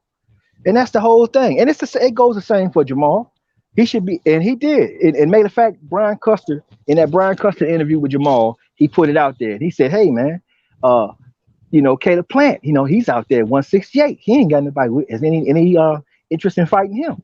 And I was so happy that he had done that because, as you know, we spoke to Charlo's brothers. And I told him personally myself, man, that's the play. You get Caleb Plant. Fuck all that other shit. You get right there because you want that belt to hold that position because this man said he want undisputed. He been running from you for 5 years. You are the guy who deserves that fight more than anybody because you've been on his ass for 5 years. You fought 3 mandatory challenges to remain the mandatory to fight him at 160, and this motherfucker did everything but fight you. He went and cried to the WBC to give him some title to get him the fuck away from you. And everybody looks at that as a negative thing. It's the craziest thing I've ever seen. Why take your foot off his neck? That is the stupidest shit I ever heard. Stay on him. If you on him, you on him, man. That's just what it is. Ain't no let up. I don't know shit about no let up. If I put you in the sights, you's a got motherfucker. That's all it is to it. And that's how these guys got to keep rolling. It's a chess game going on out here. Look around the sport. Watch the move people making. Who do you want? If you want somebody, put yourself in position to go get him. To where that guy got to say, yeah, he is next. I got to take him on next. You see what I'm saying? If you eliminate his excuses and his options, he got to fight you. He got to fight you. And that's where you want to be. You get Caleb Plant in the ring. Caleb Plant ain't doing nothing right now. Caleb Plant is cool. I like Caleb Plant. I don't have anything wrong with him. But if we're looking at the play for the big fights, he in the way.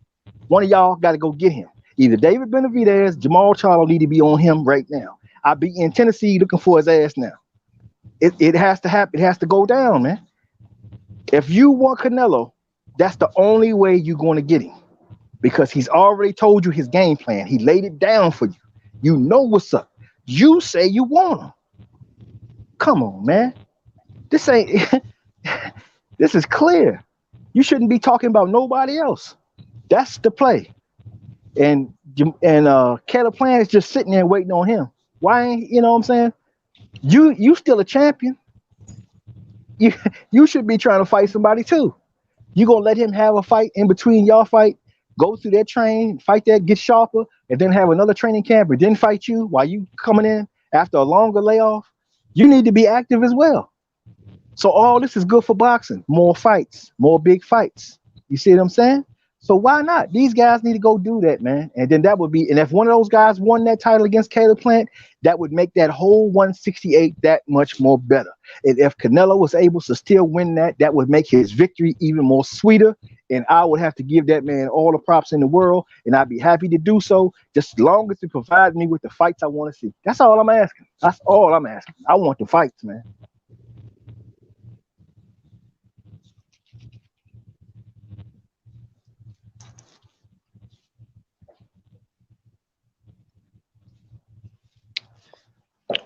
Yes, indeed. Yes, indeed. Hey, Clarence, man, you hear anything about the Dillian White fight, man? I know that the card is going on now.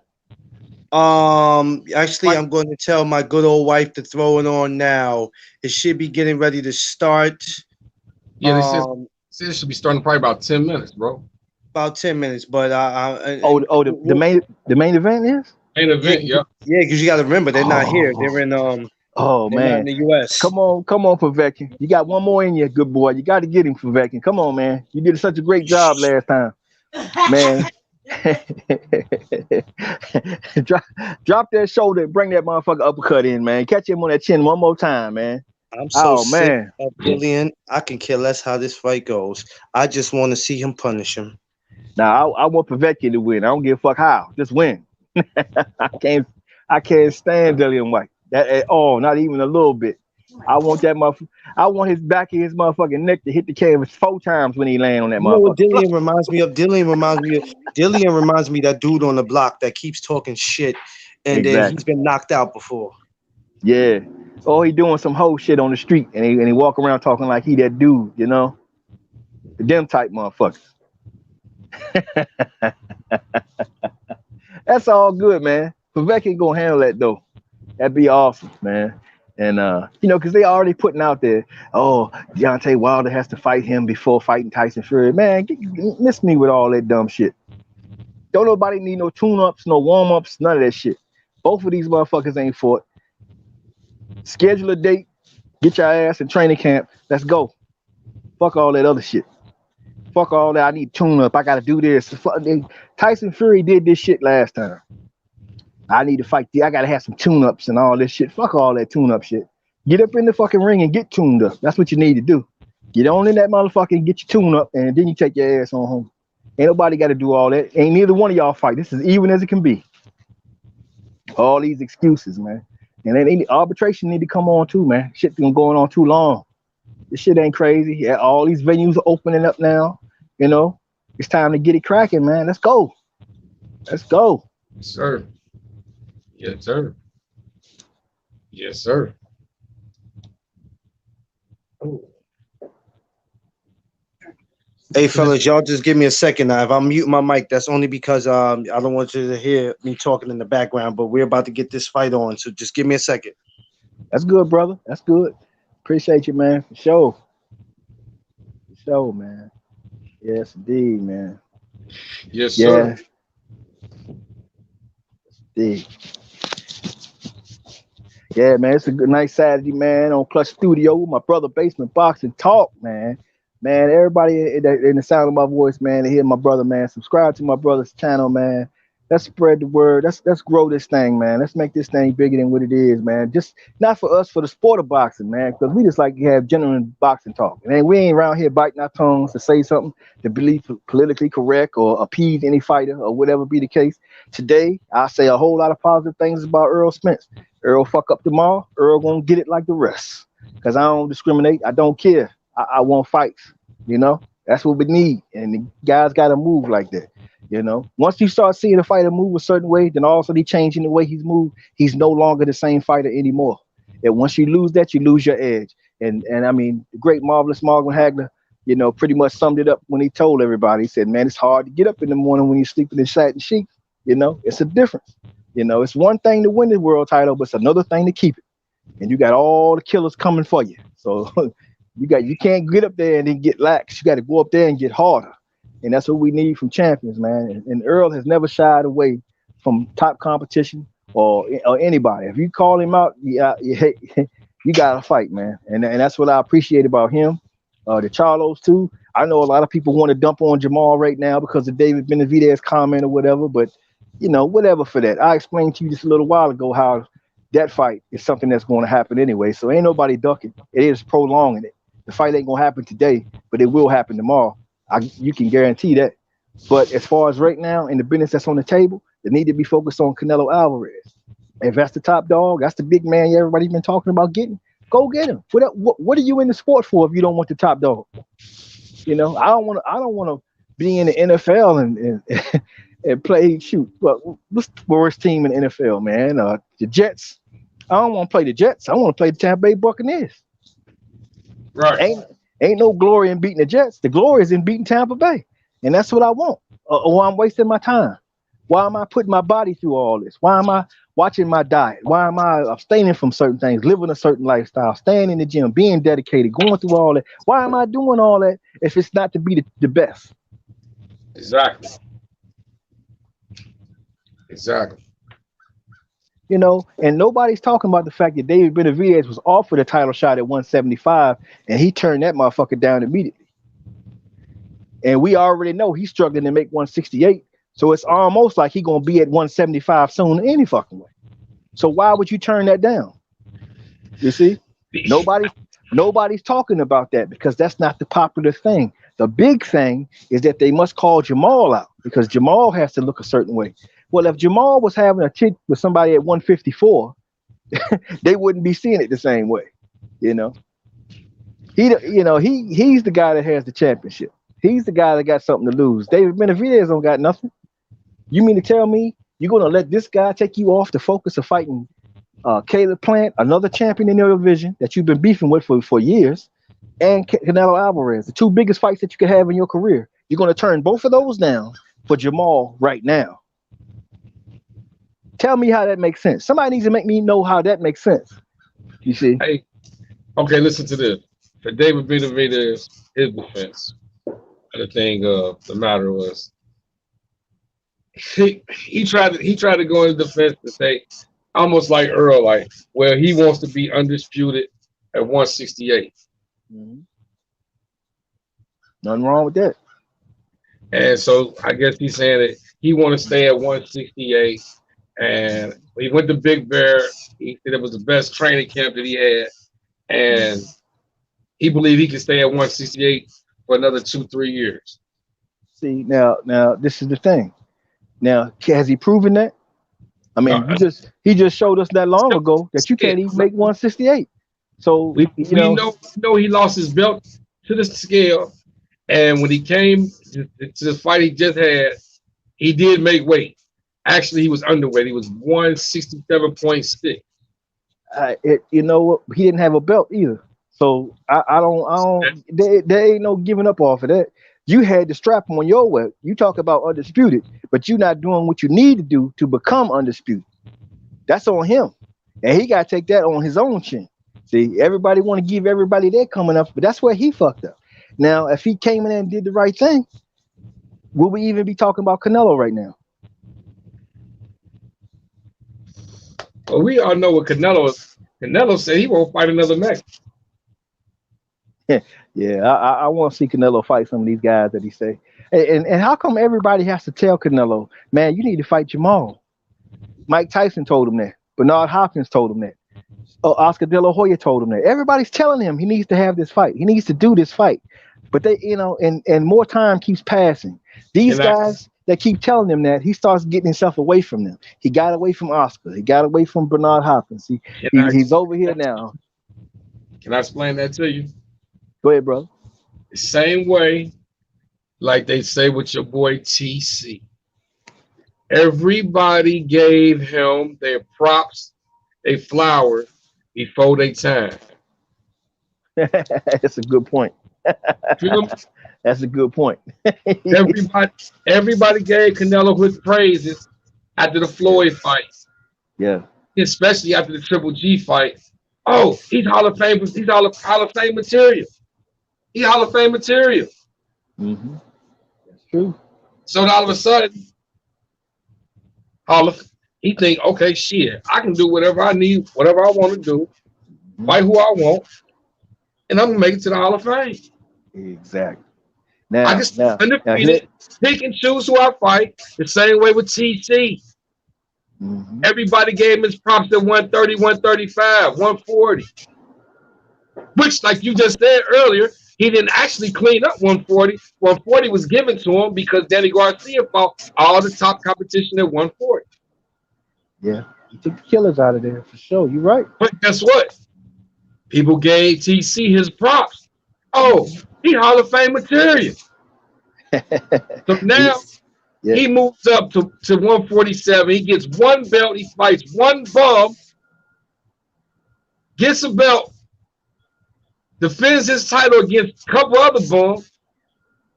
And here's the real competition. Earl's right here. I don't got to fight Earl if it ain't 50-50. I'm still going to the Hall of Fame. I can do what I want and hold on to that motherfucking belt like a coward. And hey, like he say, move up, move down, whatever. uh-huh. But we gave these people, we gave them guys they flowers way too early. That's facts. And now in their head, I'm Hall of Fame material. The same way with Broner. Man. Everybody would say, "Oh, Broner, he Hall of Fame material, four-class world champion." And then guess what? The work ethic slowed down, the partying started happening, and everything else. So I think sometimes when we need to hold on before giving some of these guys their flowers, bro. Exactly. You know, that's like Marvin Hagler said, sleeping in them satin sheets, man. They got them satin sheets too early, bro. Got too comfortable. They became divas. And but you got to look at it like this also. And those two fighters you just named, Bud and Canelo, I put them together because they is a perfect comparison. Both of those guys got two guys that's on their ass, and two guys who are hungry and out here really putting the work in to really go out here and do some damage. So who has the edge when they finally get in the ring?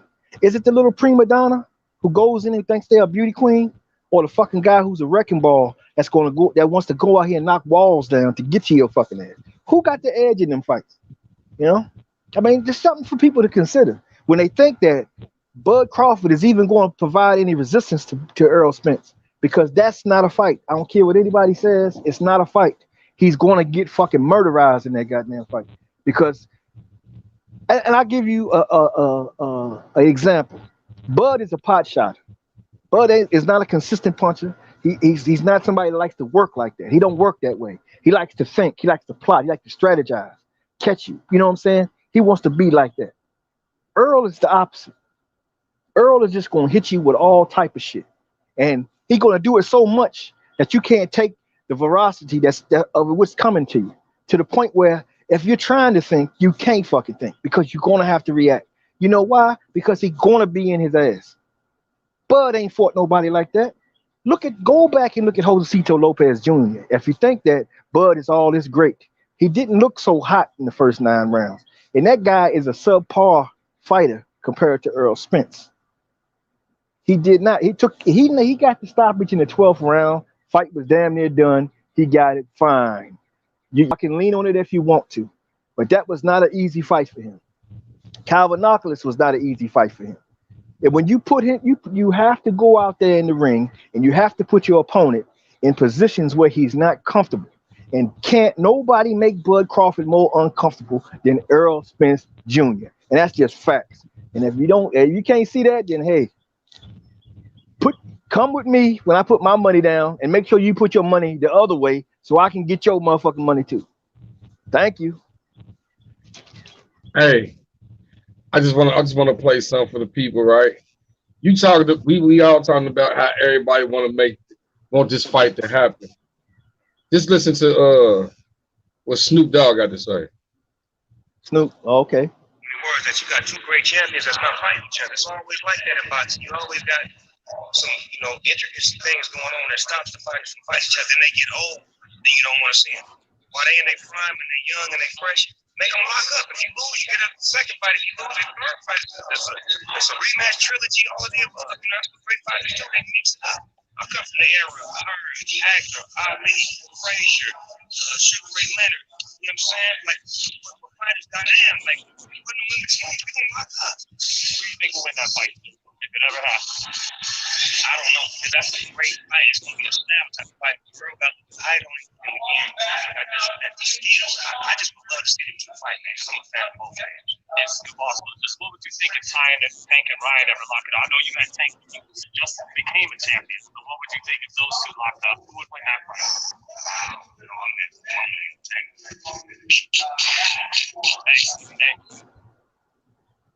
I just wanted to play that while we were sitting there discussing. Man, it's funny that it's Snoop Dogg, because you remember we talked about this some months ago, man, when we was talking about some fighters trying to really pick up their profile and really put themselves out there to really gain a following and everything, and how it would be a good idea for them to go out and find Snoop, because Snoop got the magic, man. Snoop is the magic man, and it's funny to me how Snoop has showed up in boxing now. It's like we called him up, man. You know, I mean, I know we talk a lot of stuff, man, and people may take it some type of way, but that's fine, man. We got to be who we are, and the thing about it is, we called that, man, and here it come. Just like we called Josecito Lopez as Bud Crawford's next fucking challenge. We called that months ago, right? So we ain't just talking shit to talk shit. It's some facts behind the shit we talking. Not to cut you off. Tell the people we told them here. We told them here. Yeah. Go to YouTube. Look the old videos up. Yeah. The shit that he's saying right now, we told you this shit first. Yes, indeed, bro. They wasn't listening. They weren't listening. They weren't listening, Basement. They were asleep. Or on Black Star Sports TV, one of these channels. We told you this shit. Yeah. They didn't hear. They was too busy sleep. Yeah, man. We've been preaching that for a minute, man. And I'm it's glad funny how it come out that way. Thriller has adapted Snoop, and Snoop is promoting Thriller. Yep. And when promoters thought that maybe due to the pandemic they didn't want to put their money. I said this before, we talked about it before. I think this is a big move for Thriller. Yeah. I'm not a big fan of the YouTube fighting, but if it's gonna bring more viewers to boxing, yeah, and if you have a good boxing matches on the card, then I'm for it. And now Thriller has adopted Snoop. And Snoop is like the ambassador for Thriller. And now they're saying that with the fight, Snoop and them gonna have a concert with him, Too Short, E40. Ah, man. Hey, man, they embracing the culture, and they're absolutely right. So by doing so, what you're doing is you're recognizing the black fan base that out there. And not just that, because a lot of times the Latinos, you put them in there with us, because basically the street, the urban people, who would basically make up of us. So we all feel some kind of comfort in that type of atmosphere. You know, remember like we used to watch wrestling when we were young, WWE and shit. Right. And they always played those rock bands because they weren't marketing into us. They was marketing to a certain demographic of other people. Right. So that's why they did that. But this sport right here is more fitting to the urban areas. So it's a more natural fit. That's why it's getting such great reviews about it, man. And it's a genius idea. And the other cats, the old fashioned, they didn't recognize it, man. And Snoop is the perfect one, man. And you got to take your head off the Triller, because they did the smartest shit ever. They took Roy Jones and Mike Tyson and started their shit. I mean, what could be a better fight for them to go out there and plant a flag on the ground and say, here we are. Black Star, you missed it earlier before you jumped on. Me and Basement were just having a conversation, and I was like, it's sad, but then again, it's not sad that it took these retired fighters to come back and bring some magic back to the sport, man. Well, I don't think it's sad though. I feel sad in that way. I'm not saying sad that way, but it shouldn't have to take them. You know, understand what I'm saying? It's not that Yeah, we don't want to see them, but all this talent that's here today, you know what I'm saying? yeah, What these guys is doing, what they did, is what the hell y'all should be doing. exactly. You absolutely right, brother. But the reason why I'm saying that about that is because it took all those casual fans that don't know jack about boxing, but they knew those two names, and they used that to trick those people to come and take a look. A lot of those people is cool with the culture, you see. So when they came in, they felt the comfort level. That shit was a hit. It was the perfect fight, and it was good for those guys because it gave them a great payday. But for something somewhere went wrong because Mike Tyson separating himself from Triller, which I'm like, damn, bro, you know, you should have kept a percentage of that shit, just like Triple G get from the Zone. You know what I'm saying? They should have set those guys up because those guys are basically making that because now it opened a whole new. They showed everybody something new, man, and everybody's marveling over it. Question, guys. Is this? I guess this is supposed to be Ricky Hatton's son in here. Who is this? His I don't know, son, brother. I guess it's his son, but he's actually in the ring now. He just got to the Oh yeah. ring. Oh, Yeah, okay. I believe Okay. this is his son. Yeah, Yeah, is Ricky. Ricky Hatton's. Okay, because Ricky Hatton's in the building now. He's another one that got plumpy. Oh yeah. Oh That yeah. show you, hey, that show you that them guys is that show you them guys, him, Prince Ahmed, Madonna. That shows you them guys still eating good. They got Yes, paid. sir. Yes, sir. They got their money, man. Yeah, And, y'all ever notice? Y'all ever notice that anybody after they fought Floyd, they wasn't really looking to fight again? like we was just talking about them satin sheets, brother. They, they, Hey, they made that money, start eating out them gold forks. It was a wrap.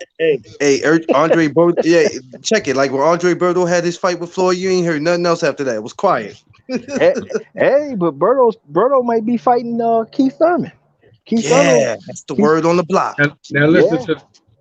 listen to this. Uh, If that's not a setup fight, if that's not a setup fight, Yo, basement. What if Porter knocked it? I mean, what if Birdo knocked his ass out, man? hey, listen Ooh. to the. Listen. I no disrespect to Bardo. Me being a boxing fan, Berto ain't fought since he fought Floyd. Exactly.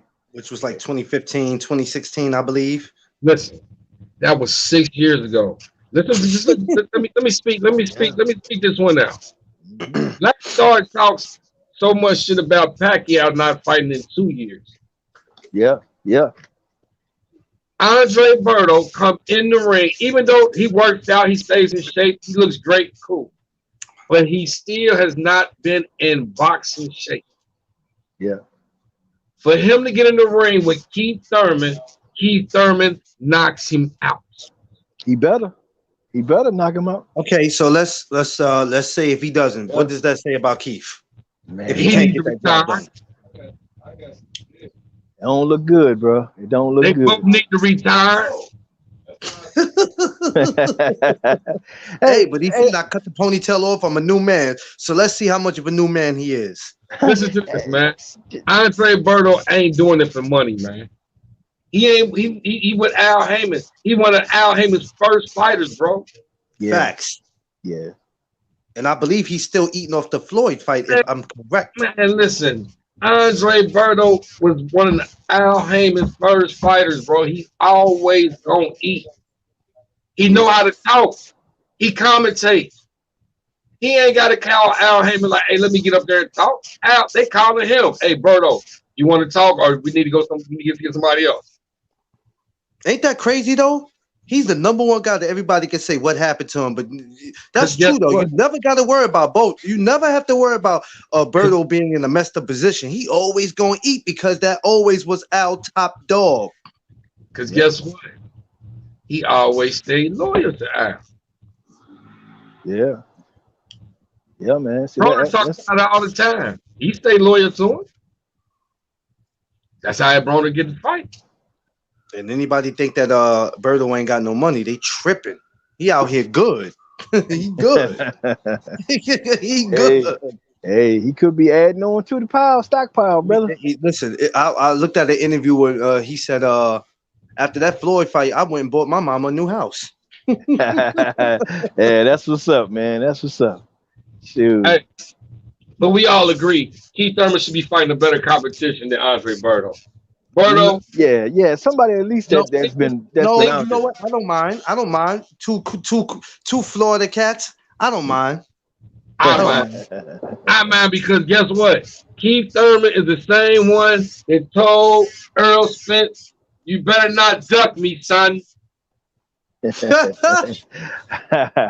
same one said that. So it's still he has to fight some competition other than Berto. Basement stupid. Give you some props now. You've been down ever since Pacquiao smacked that ass. Man. You know what I'm saying? Hey, that was 2019. It's been quiet since. Hey, Ricky Yeah, had bro. some problems. So all I'm saying is, Thurman, you to talk shit. For you to get back in the ring, guess what? I can respect if they made a Shawn Porter and Thurman fight. I can respect that. Ooh. Yeah, I think it's too soon for Keith for that fight though. He need a light touch to get back in though. Hey, listen here, bro. We gave you a light touch before Pacquiao. Yeah. You got. And you almost got knocked out. Yeah. Hey, but you hey, got. that's crazy. No, I was gonna say, yeah, they did give him a light touch before Pacquiao. He barely survived that one. Yeah, Josecito put it on his ass. But one thing we got to consider with him though, it's more than just the last 2 years because it was 2 years previously before the Pacquiao he hadn't fought. He was injured a lot. He came out. He fought Josecito. Josecito put the record on him, man. He survived. He fought Pacquiao and dropped the damn belt. And then he backed the Ghost for another 2 damn years. So he ain't really been consistent in almost 4.5, 5 years, man. So keep going. He just, man. That's why he need a couple light touches before he get in there with them guys because they're gonna eat his ass up. Hey, the light touch up would have been. I don't know, bro. It's too. You got. Hey, listen. Ain't too many motherfucking bums left in the welterweight division, bro. I think Berto would be fine. I think Cavanoculus. That's what he need to get. He should have got green beans. Hey, listen. We have to be careful who we pick now. So we all know when cherry picking goes wrong now. Well, Berto's a cherry pick. Well, he should be. Listen, cherry picking goes wrong at any moment. We have to be careful. Yeah, it can't happen. But he needs somebody on that level coming in to get a little acclimated, and he need to show a little something too to get people excited about him. Because I can't really be that excited because, you know, he got so many holes and been so inactive, man. I need to see something to let me know. Okay, he still got this. He still got that. He still can do this. Yeah, he need to show that. Yeah. I think it's gonna be great, y'all. In my opinion, Thurman's been out 2 years. Even though Berto's been out a little longer, they both got something to prove. You know what I mean? I think it'll be great. Yeah, I don't have a problem with it. If he cannot get past Berto, then like Basement said, maybe it's time for you to sit your ass down. Oh, it's over. It's definitely over. Ain't no question. It's over like a motherfucker. You better not duck me, son. You need to go get a jacket, get a microphone, and try to get him a broadcasting job somewhere. You know, I mean, but I'll give Keith Thurman credit though. He can articulate boxing well, man. So he should be able to parlay that stuff into something like that, man. I like him better than Abner Mares out there with his cross-eyed looking ass. He cross-eyed like a motherfucker, man. Don't do that. He do. Hey, Hey, let me tell you something. He the fought Tank. That's exactly how his eyes would have been. I know.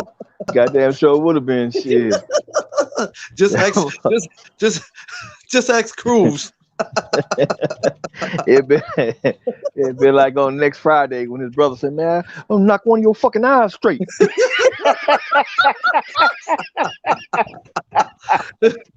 Bust your head like Craig did.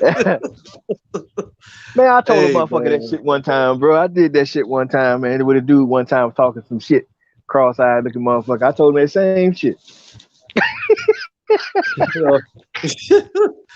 Oh God, you can't make this up. Hey, Ricky Hatton's son is a problem.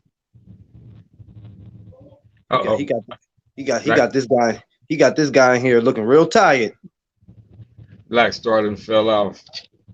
Oh So shit. we like a fight away from the main event? I'm guessing so because Wifey had just put it on, but this fight is only the second round and there's only 4 rounds to it. I guess so.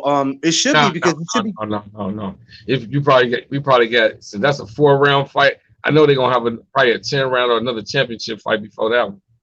Okay then. Okay. Because what I told her was I didn't care about catching it from the beginning because sometimes, these things are too long for me. I told her I just wanted to catch it, just when it was towards the end. Man, yeah, I didn't even know.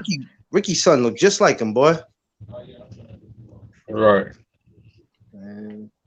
Yeah, man, but we can make all the jokes we want. Let's just be real. If he does not get past Andre Bordeaux, it's RIP for him. Yeah. But I hope he does look good, man, because we want to add him to the puzzle. Because one thing I would love to still see is after Earl, because by the time he's ready, Earl would probably already have gotten undisputed, and by my calculation. So I'm being a little, but I see Earl accomplishing his goal. So if he's undisputed, and then here's Keith Thurman, then came out there, got some wins on his belt, looking good out there. You know what I'm saying? I still want to see that fight. Still want to see it. Then I want Earl to turn around and say, "Okay, Ponytail, it's time to go." Yeah. And then put the cherry on the top, man. I mean, it'd be fitting. I don't want nobody to get away. I'm not gonna sit there and say, "Well, who has he fought lately? What has he done?" You notice how I didn't say that? I want that fight too. You see, that's the difference between me and these people that I criticize, because the people I criticize don't think that way. So when they want to sit there and get on their platform and talk all that talk they talking, just remember that you talking that shit, but I'm telling you how I stand. I want to see all the fights. I don't give a damn. I want everybody to fight everybody. If the what I want? I'm sorry. Go ahead, Black Star. No. Go ahead, my brother. Go ahead. No, I was gonna say, what else I wanted to? For some reason, I always want to see a Thurman and Broner. I always wanted to see that just to see how that would have went. Hey, that wouldn't be a bad first fight. Both of them is you know what I'm saying, but somebody would get canceled though. Because I don't know. Broner looked like he was a little heavy in his last. I don't know. That's what I'm saying, because he looked heavy. Yeah, because he's trying to get acclimated back in, and he's trying to. It'd be too early, but maybe that fight could happen after, say, Earl gets undisputed, fights Keith Thurman, beats Keith Thurman. Then them two could get together at that point down the line. Maybe that could be. But at this point, it would knock one of them off of what they're trying to accomplish, getting back in. So I think it would be too soon. But yeah, I love to see it. I think it's a good fight. A Broner and Amir Khan wouldn't be bad. I tell you that. Oh shit, he need to call that motherfucker right now. Yeah. Listen to this. That once again. Okay, listen to this. When is the last time Amir Khan fought? Crawford. Mm-hmm. How many years ago was that? Shit, like 2 years ago, 2.5. Was it about 2 years ago, 3 years ago, maybe? Yeah, somewhere in there. Okay. Yeah. But don't you see it's a pattern with these guys? These guys that we naming are guys who had time off. Yeah. And they all guys who made some money too. Yeah. I understand that, but see, oh man. He said, "Oh." I'm just saying. I want to express what I'm saying so bad. Like, and not knock what you saying, what y'all guys No, are saying. go ahead. We No, no, brothers, no, man. no, Ain't nothing no, like no. that. Go ahead, my brother. No, no, Go it's ahead. good, bro. Look, I understand what y'all saying. But me being a fight fan, I don't want to see Broner in America. I want to see Broner fighting something a little bit better. A little bit better. A little bit better than American. If you're gonna work yourself back into this, you just had a sloppy fight. Well, my thing. Maybe, you know what? Maybe you guys right. Maybe that's what he needs. Maybe he needed. He started all the way at the bottom, so maybe that's what he needs. He just needs to go step by step by step. Me being a fight fan, I just like, man, I want to see Broner in there with not Miracom, but somebody of some name of value or something. But then if we look at the competition he just fought, which this guy never fought in the United States, so basically he's never really fought anyone. Miracom would be a step up, so I guess you guys are right, man. I just hate that though, man. I want to see him. I want to see him fighting. I don't know, somebody. Yeah, You know but how many people? Even if it could be Austin Trout, I can go for that. You're not playing fair now, Basement. Come on now, Jesus, Bro, Austin Trout, come on, man. Lord Jesus, you're not playing fair. I hope nobody hears this. Yeah, but and get, I agree with you. But I think getting to where you want him to go, he need to go through some guys. And the thing about Amir Khan is it's a name, and plus he needs somebody to style on. And if he catch him, he's gonna look fast. And if he can't get past Amir, then the same thing we said for Keith, it's time for you to sit your ass down. Now people is like, man, the last time was a little rusty. They wasn't quite as impressed. But if you go out and have an effort like that against a guy like that, that's going to bump you up. And he can use that right now. And that'll propel him into that big fight, like you said. And he can keep right on going, because... But also, too, Broner said, too, if you keep in mind, Bosa said, hey, just keep me active. Yeah, that's all he's asking. Keep me active. He never said what type of opponent to put me in there with. He said, keep me active. And that's the key. Working. Yeah. Keep him active. That is, man. And that said a lot for him to say that, because that means he's ready to put the work in. He's ready to go to work. He ain't ready to mess around. He want to go out here and get it. And that's beautiful when you hear a fighter say that. Broner is not as stupid as people think he is. He said, hey, I won't get into no trouble if you just keep me busy. Exactly. If you don't keep a fighter busy, or keep anybody who has a 9 to 5, if you don't keep them busy and they not at work, what they gonna be doing? In the streets or getting caught up in something they got no business getting caught up in. But if I'm active and I'm doing something that I love and I always have something to do, I don't have time to get in trouble. Mm-hmm. Yeah, because the thing about it is, even if you fight if you go the next 6 months and you fight 6 times, you fight 6, C-level fighters, and you knock them off. That's going to do wonders for him to get him back to where he want to be. He going to be sharp. He going to be ready. And if some big fight come knocking at his door, shit, he going to be ready to take full advantage of that. But if because he got some stuff to work on. Because like we always say, we want him to punch more. He look like he's a little punch shy.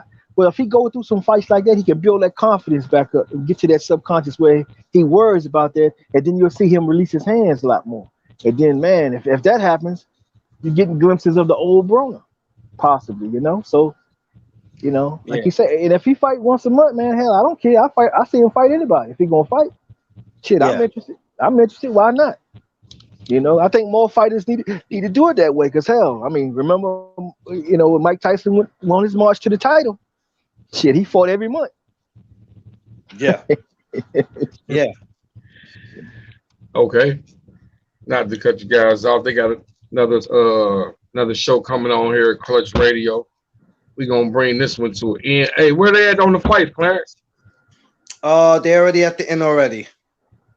The guy went 4 rounds with him already, so we just got to see. Ricky's son won that, so hands down he won that, so it don't even matter. That was an easy win for him. Yeah, he fighting a UK guy, huh?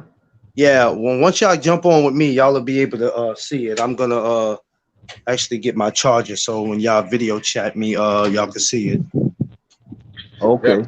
Good. Everybody want to give y'all last statements. Okay, did this. The main event still hasn't came on. Give your predictions for the fight tonight. Main event. Black Star. Oh, Black Star. Okay, you go first. Okay. Are you talking about who's the main event tonight? Yeah. No, who give you us got? your predictions. You give us your prediction for the main event tonight. I got Povetkin with an 8-round knockout. He gonna do me proud, and I'm gonna buy me 2 Povetkin t-shirts. So one for each knockout. Good brother Clipper. I wanted, I was saying knockout too, but I'm gonna go with probably. I don't know. I can't see it being that easy this time. I don't know. I might have to go with Povetkin winning again, but probably by decision. I don't think Dillian might let him get it this time. He might. He might just put up a good fight. He might put up. Hey, we forgot to mention what happened earlier when Povetkin had accused Dillian White of having some funny gloves, man. Gloves without no padding in them. We forgot to mention that part. So we gotta throw that in. So they're a little desperate on that side. They're a little worried over there. They're doing some crazy things, man. Yeah. But hey. I love it, man. He already been exposed, so hey. Yeah. And he did it before with Oscar Rivas. He got away with it with Oscar Rivas. Those gloves, he got away with it with Oscar Rivas. So he trying his old stuff again. There it is, man. Yeah. Mm-hmm. Yeah, man. Man. But everybody support my brother Basement Boxing Talk, man. I'm Black Star Sports TV too. Check me out, subscribe, like the channel, subscribe to my brothers here. All of them doing great work all the time, man. And definitely use your support, man. And I definitely appreciate you. Salute to my brother Clarence McLean, No Duck Promotions. Now here I go with the production. Man, that's crazy. Yeah, I'm gonna have to come up with something with productions. Hey, I'm thinking about Boogie Down Productions.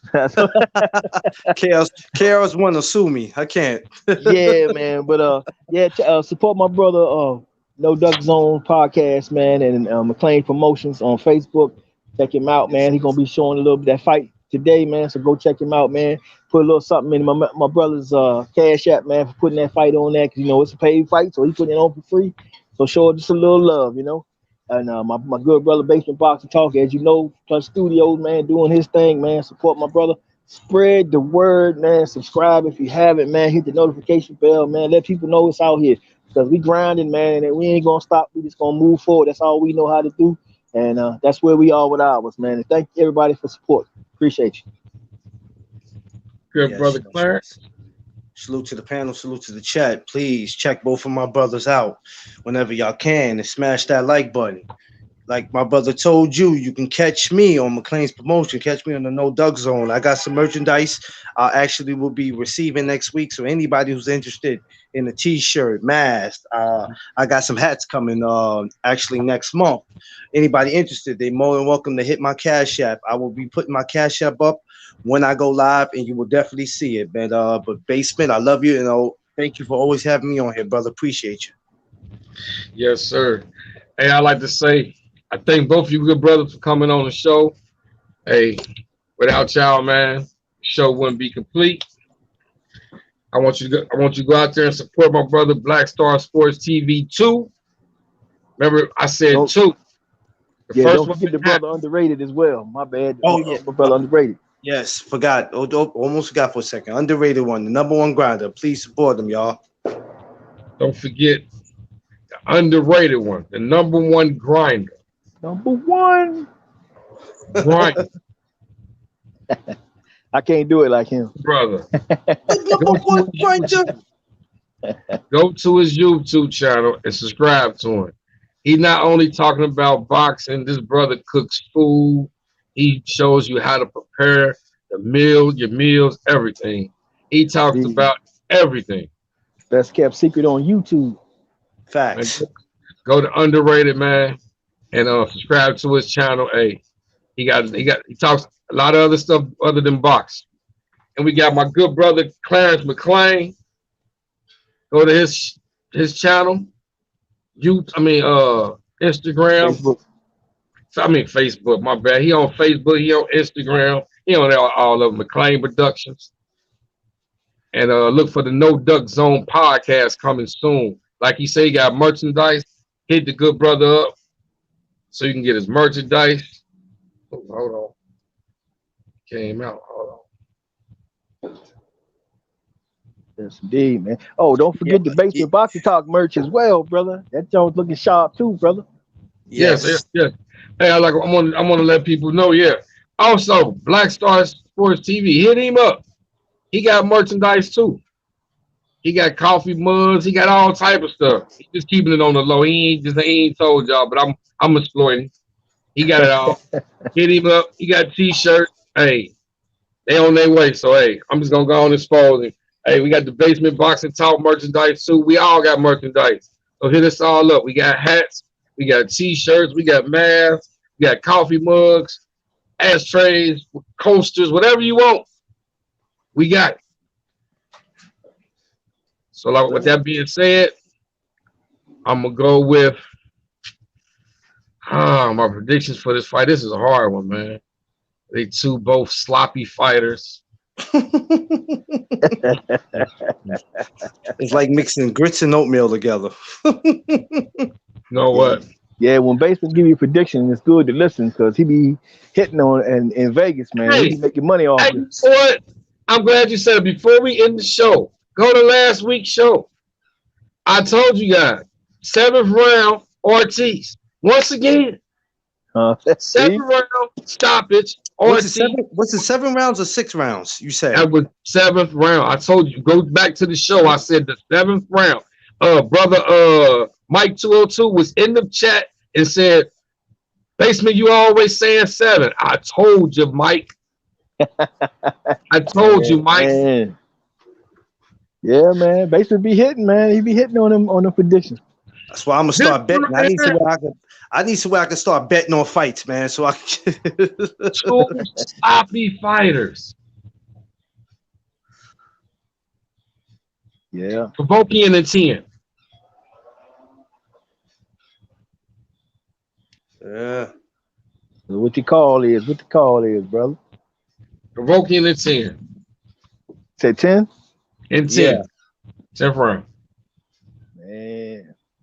All right, they about to do their thing, so we about to find out shortly. If that win doesn't happen, it's because your man Dillian had them bricks in his hands. I really want to go with him so bad, but I just know he is so much full of shit. Yeah, so much of it, you can see it. Yeah, I can see it. I can see it a mile away. I can see right through him. Hey, it's been good. It's been great. They got another show coming on here on Clutch Radio. I thank everybody for coming. Subscribe to these good brothers, Black Star Sports TV, McLean Productions, the No Duck Zone, underrated one on YouTube. And I salute everybody that was in the chat: David Wooden, Listener Wolf, Roger Forward, Gary Walker, Mike 202, Mike Ja, everybody that was in the chat. Thank you for your support. Hit the like button. Tell your people subscribe to the channel. It's been real, and we'll be back next week for sure. Hey, look for us. We might be doing a pop-up tomorrow. Never know. Talking about the fight. It's your boy. Let's do it. It's been real. And we out. Peace. Peace out. Salute.